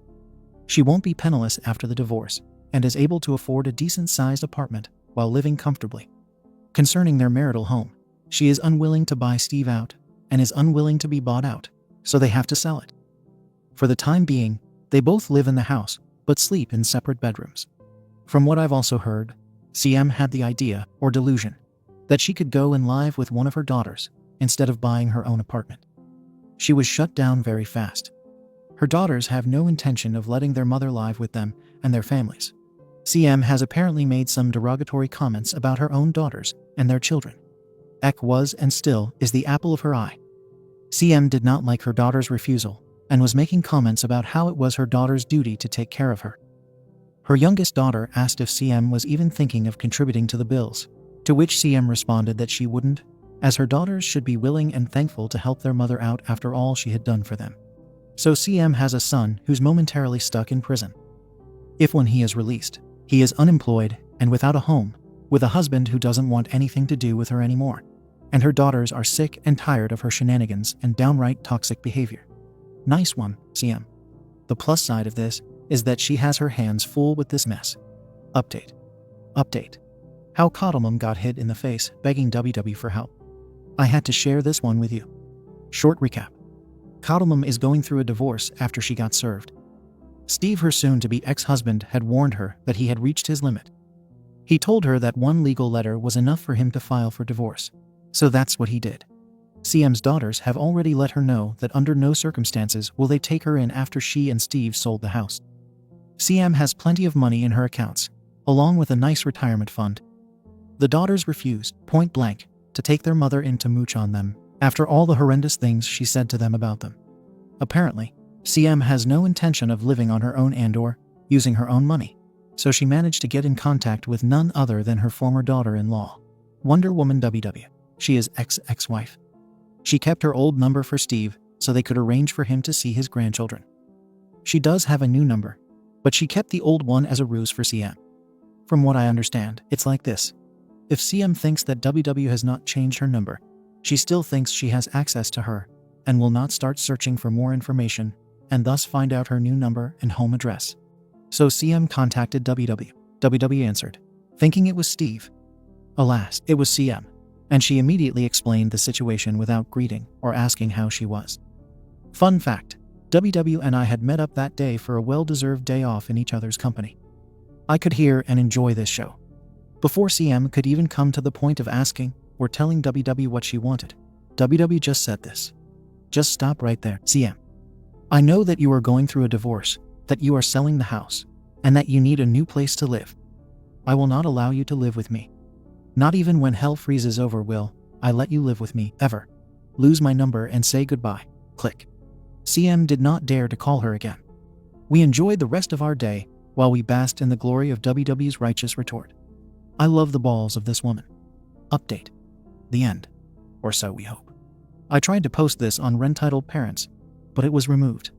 My dear Reddit family, it has been a while since I updated. I would like to refer to my profile to read my other posts and stay up to date. I started writing about my experiences simply to gain insight and blow off some steam, so to speak. I found out that my posts have been used by several YouTube channels and other social media platforms to broadcast them to others. I also know that some people think they're fake, and that's fine as well. I let them be. When I found out about the videos, I was mostly interested in the comments. They, along with my husband and LF, really opened my eyes and showed me that I was naive, gullible, and an incredible doormat. NW, NN, and my own children found out about the posts and agree with you all. So thank you all. Some people who appear in the story. NN, nice neighbor. NW, NN wife. Frou-frou. NN and NW's dog. Lefu, our own dog. LF, our lovely lawyer friend. Ek, entitled cousin. Blabbermouth. My insane and entitled SIL. I posted some time ago about how I was beaten up by Ek and a friend of his while Blabbermouth found my children and tried to drag one of my youngest away. They were arrested and had to await their trial in prison. Then the update about Blabbermouth and Ek that you've been waiting for. The reason it took so long was initially because of Christmas, the New Year, and the illnesses of the people involved. Then I took the time to let the results sink in. I have not been to the majority of the trial. My parents and friends have been present more to keep hubby and me up to date. Well, the case is closed. Both Ek and Blabbermouth will spend some time in prison. Everything that could be thrown at these pathetic excuses for human beings was thrown at them, all the while hoping they would see the inside of a prison cell for quite some time. For anonymity's sake, I will not disclose the amount of time they were sentenced to. Ek was convicted of a couple of things. The most serious ones were grievous bodily harm and aiding a kidnapping. Blabbermouth was convicted as well. The most serious ones for her are attempted kidnapping and helping Ek commit grievous bodily harm. After they are released, they are not to contact us or come near us. We hope they listen to that this time. Did they plan this together? Yes, they did. Ek was to beat me up to scare me and make me more pliable. Blabbermouth was to entice the children away with the idea they would get us to pay. Basically, hold them for ransom. Blabbermouth said on the stand that she never meant to hurt my children. She just wanted money. Ek's buddy has made a deal before that he would give statements, evidence, and everything, and he would walk away with probation, a fine, and community service. It turns out that Blabbermouth talked down to me because she was jealous of my success with investments, education, and a good salary. Bill also invested in some things, but his investments didn't generate as much as they hoped for. This resulted in Blabbermouth resenting me very much. When asked why she tried to take my children, her answer was, so that their mother would pay me the money I deserve, and that she owes me. The times she babysat my children or had sleepovers. Well, she thinks I should have paid her or paid her more, even when she asked if the children could stay for a weekend. Fun fact, we always got something nice alongside some flowers or something as a thank you. We've actually paid her for the handful of times she had to babysit. At the hourly rate for a nanny at that time, we paid for gas in the cases where she went somewhere. Even when she offered to help out, we paid her, either with money or a nice gift. Even though she said it wasn't needed. We paid her daughters as well when they babysat. We now know how jealous she was of our wealth. In our minds, we never actively flaunted it. But both hubby and I realize now that maybe we should have handled things differently. Still, hubby and I were flabbergasted. The audacity of this woman. Mill and Phil are angry that she tried to abduct our children, but she was incredibly hurt as well. They never believed that their own daughter would go this far and be sent to prison. Mill is broken now. She initially asked us to forgive and or forget. Hubby and I lost our cool on this as Blabbermouth tried to harm our family. When Mill heard her own daughter say the reasons for her actions, we were told she cried. She knew the lengths to which hubby and I went to help out Blabbermouth and her family, with and without the funds we have now. She and Phil were shocked to their cores, according to friends of ours who witnessed them in the courtroom. But still pure joy for us regarding the outcome. Not only will we be free from Ek and Blabbermouth for some time, but they also got what they deserved. I will admit that I loved to see their faces when they were found guilty. Blabbermouth tried to plead or say something, blabbering all kinds of things I couldn't hear. She was crying so much. Her youngest son and husband are the only ones who support her. Her other children disowned her and never showed up. Ek became angry and started shouting and insulting everyone else. He has his own troubles. His wife filed for divorce after Ek was arrested, and she got custody of their children. She got a job and got the hell out. She moved, sold the house which was hers only, got a NC order, and is busy building a good life for herself and her children. So now he has no friends, no family, no wife, and not even his children. They are in the same age range as mine, and as of now, they don't want anything to do with their dad. His only supporter is his mother. Not even his father and sisters support him.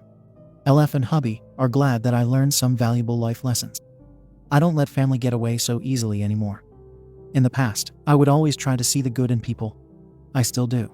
But I know that it's not always light. I have learned to make my boundaries known, decide which hills I'm willing to die on, and then fight. It's true that justice isn't always as sweet as this. X should have been locked away sooner, in my honest opinion. My children feel safe once again. They sleep better. Lefu, Frufru, and his owners have helped a lot. NN and NW are real life savers. They've known from early on what the exact story was, have never asked for anything, and have given their love, support, advice, and trust in abundance. The children see them as an extra set of family, and NN and NW love to have them at their home. They could never have children. They see the children as their honorary nibblings. Eldest especially loves it that he has NN as another male figure to respect and learn from. In all this mess, NN gave insights that really helped him. I'm glad to have found a new family in this mess. I hope life will stay this way, at least for a while. I don't know if I'll be posting much after this. This saga of Eck and Blabbermouth has finally come to an end. Good luck to all. Update. Blabbermouth's youngest wants his college fund. Try different tactics. Dear Reddit family, I hope this finds you all in good health. Rest assured. This has to do with Blabbermouth's youngest. I've reread some of my posts, and I accidentally gave him two names.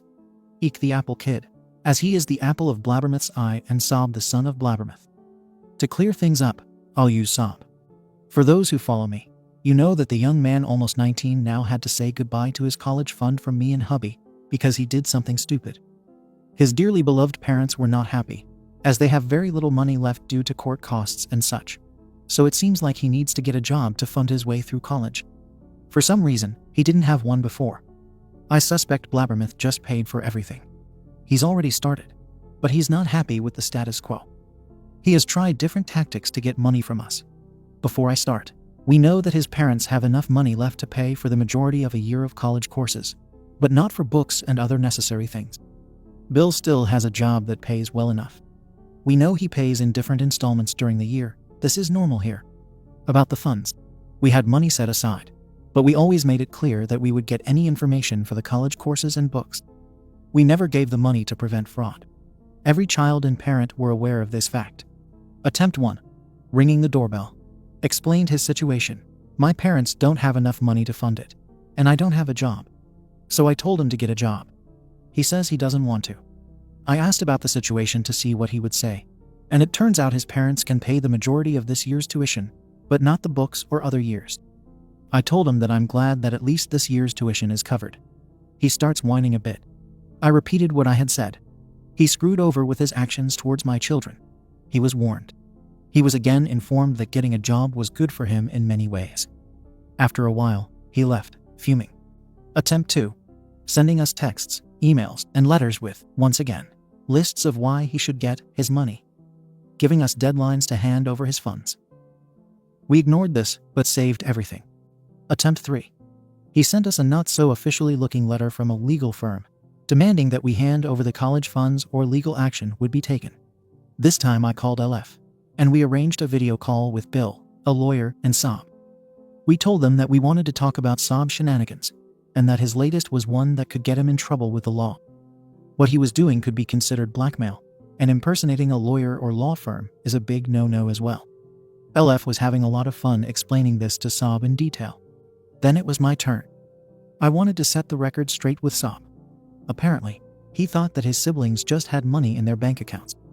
I told him that wasn't the case, as he was told when he was 15 years old, and repeated it many times over the years.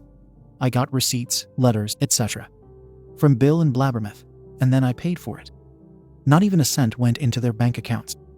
In the case of money left after their college and wanting to use it for a down payment, I was the one to do this, in the presence of his eldest sister, and sent confirmation. Sob acted very surprised. Then I asked him why he was insisting on having money in his bank account. After a lot of hemming and hawing and avoiding the question, I told him what I was thinking. He just wanted the money and spent it on other things that weren't education related. He blushed. Then he got angry, started ranting, and spilled the beans. He wanted his father to pay for his college and work harder. If he couldn't bring up the money, his dad is also very handy and is a certified electrician, amongst other things. He didn't want to get a job, but wanted to live the good life with the money while taking his college time the easy way. The condensed version was something along the lines of, I don't want to work. You have the money, and my dad can work extra as a handyman, so I don't need to work. I want to take it easy with college and have fun. There are things about Bill that I don't like the fact that he went along with his wife and her shenanigans. What I do like is that his children can't sell him any crap. He allows them to make mistakes and has good talks with them. The 4 other children are good young adults, or are growing into adulthood as decent people. He is also a very hard-working man and respects other hard-working people deeply. So when his youngest tried to work him to the bone so Saab could dally a bit, he didn't take that well. Oh, heck no. That won't work for Bill. Long story short, Bill said he would deal with it and left the call. Since then, blissful silence. His siblings tell him that his father got him a job with a friend, along with the friendly reminder that Saab can also pay for his own college if he decides to ruin this. Update. Coddle Mum has burned every bridge. I didn't know I would update with news on Coddle Mum CM, but I have news. Steve and his daughters keep me as updated as they can in case CM decides that I'm being moved up on her priority list. The house has been sold, and the divorce has been finalized. Since they had renovated the house not long ago, people were very interested, and a buyer was found pretty quickly. CM and Steve are now officially no longer tied to one another. She walked away with a nice sum and had until the 15th of June to get her things out of the house and find herself a new place to live. Steve had been looking for an apartment since the start of the divorce proceedings and found one. It's quite close to his daughters and their families. He moved as soon as he could. On to Coddle Mum. I don't have everything clear, as my inside informants are not close to her anymore. So some details about what happened might be vague because of this. CM agreed to the sale, as she got a very nice sum of money. She also seemed to realize that if she did anything now, she would get herself in deep trouble. Yet, this wouldn't be CM, the Empress of Entitlement, if something weren't to happen. She had a whopping 5 weeks at this moment left to find alternative housing. The buyers offered extra money if they could move. She and Steve gladly accepted. Her friends have come up with suggestions, offered her their homes, and one even managed to find a good apartment for CM. CM even went to look at it, but rejected the offer. I've seen the pictures as her daughters texted them to me. Price was affordable, a good neighborhood, nice neighbors as far as they could tell, no major nor minor problems with the apartment itself. It even had the possibility of in-home care. It seems like a dream to me, but CM said no. Well, why would you reject such nice offers? Because CM was still hell-bent on living with one of her daughters. For free, of course. We know this because her tactic was to wait till the last moment to spring this crap onto her daughters.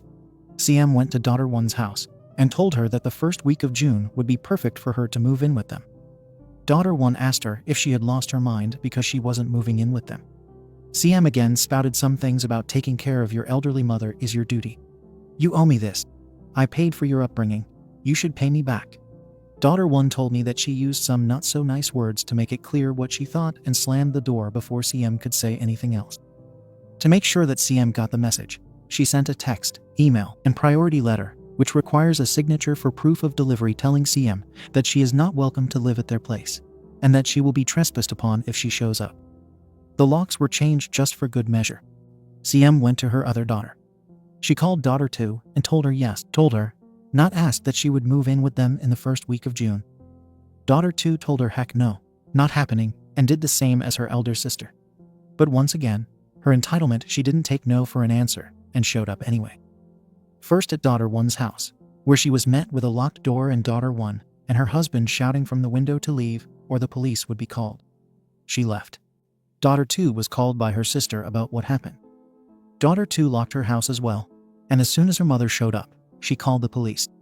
CM noticed it and quickly left. Now her time is running out. That is what you get when you wait till the last minute to find new living arrangements. CM tried her friends. One apparently obliged. There was a catch, though. This friend was apparently in the process of moving and would only have the house for another 2-3 months. She didn't mind hosting CM for 2 months, so she could find alternative housing. However, CM would need to sign a form to make sure she would be out after 2 months.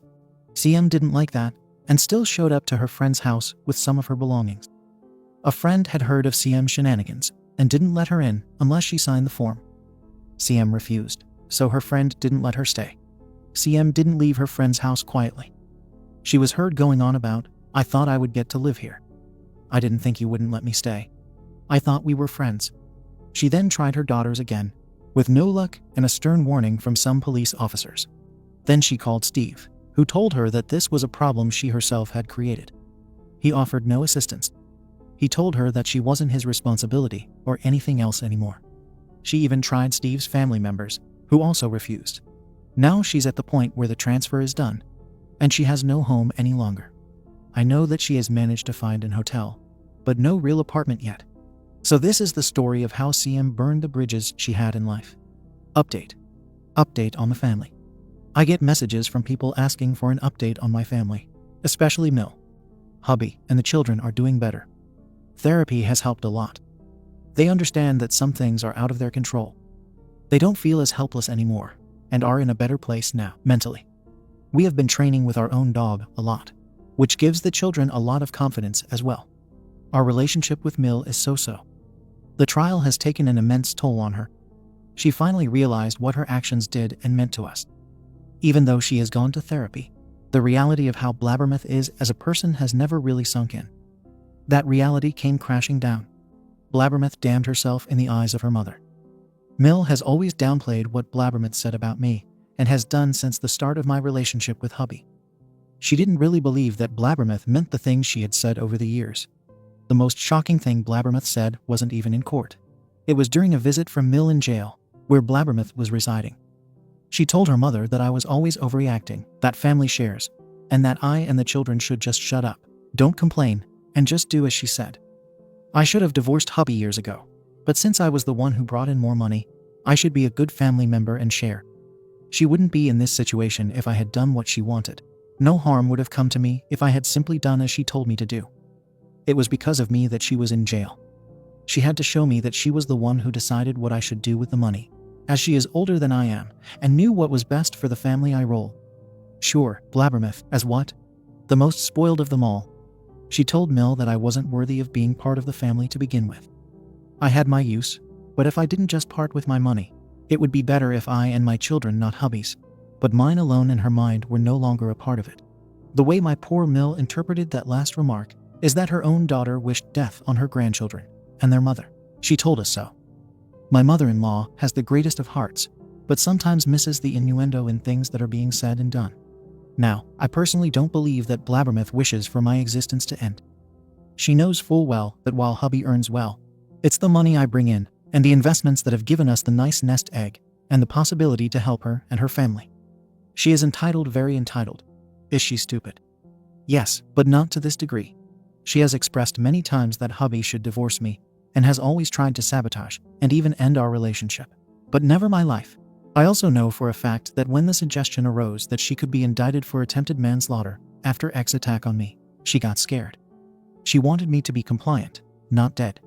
She knows that her brother, my husband, places me and the children on a pedestal, and by hurting me to this point, she has damaged their sibling relationship beyond repair.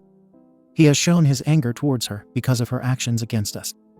What would have happened if she was found to be responsible for my death? Blabbermouth had respect for her as his sister. She has lost that utterly. He doesn't care what happens to her anymore. He has completely disowned her. But that isn't the only thing. Her own mother thought that Blabbermouth wished for my death and the deaths of my children. We explained the above-mentioned things to her. We told Mill that she knew all the things we had done for Blabbermouth and her family, and for others as well. Mill didn't seem to hear us, understand, or be willing to understand. Mill now saw what her daughter had put me through. All those comments, all those snide remarks, all those digs, all the things she had done to slyly undermine me. Mill always excused those things. Now she understood what her daughter had done. She understood the severity of her daughter's actions to make me compliant with her will, endangering my health and even my life. I am inflicting trauma on my children. As long as my and my husband's wills were broken and her demands were fulfilled, it didn't matter. The change in Mill was immense, and it left her broken. She no longer saw her daughter only as the loving mother, but also as the entitled woman she is, and the consequences of her own actions. Mill has been apologizing so much. She's been crying a lot. We look at Mill with a mixture of sadness and relief. Blabbermouth no longer has an ally in her mother. Blabbermouth's children, especially the two eldest, bluntly told Mill that they were glad that Mill finally came to this conclusion. They were sick and tired of Mill's rug sweeping. They are not angry with her. Mill is not confrontational. When there are confrontations, she would rather ignore them and pretend all is well. Mill continues with therapy. She has a long way to go. The rest of the family is quiet. They haven't asked for money. They did ask for budgeting advice and such. We are civil but cordial with those who went against us. Update. Some wonderful news. A very good friend of mine, Jake, fake name showed up at my door with his great love as a surprise. They are getting married this summer, and I get to be the best woman. My husband is the best man. The oldest and youngest are ring bearers, and my daughter gets to be the flower maiden. They thought that girl didn't apply as she is a teenager. Finally, some good news. Thank you for watching the video. If you are interested in listening to these kinds of stories, we've got more in store for you. Simply subscribe to our channel, hit the like button, and share it with your friends.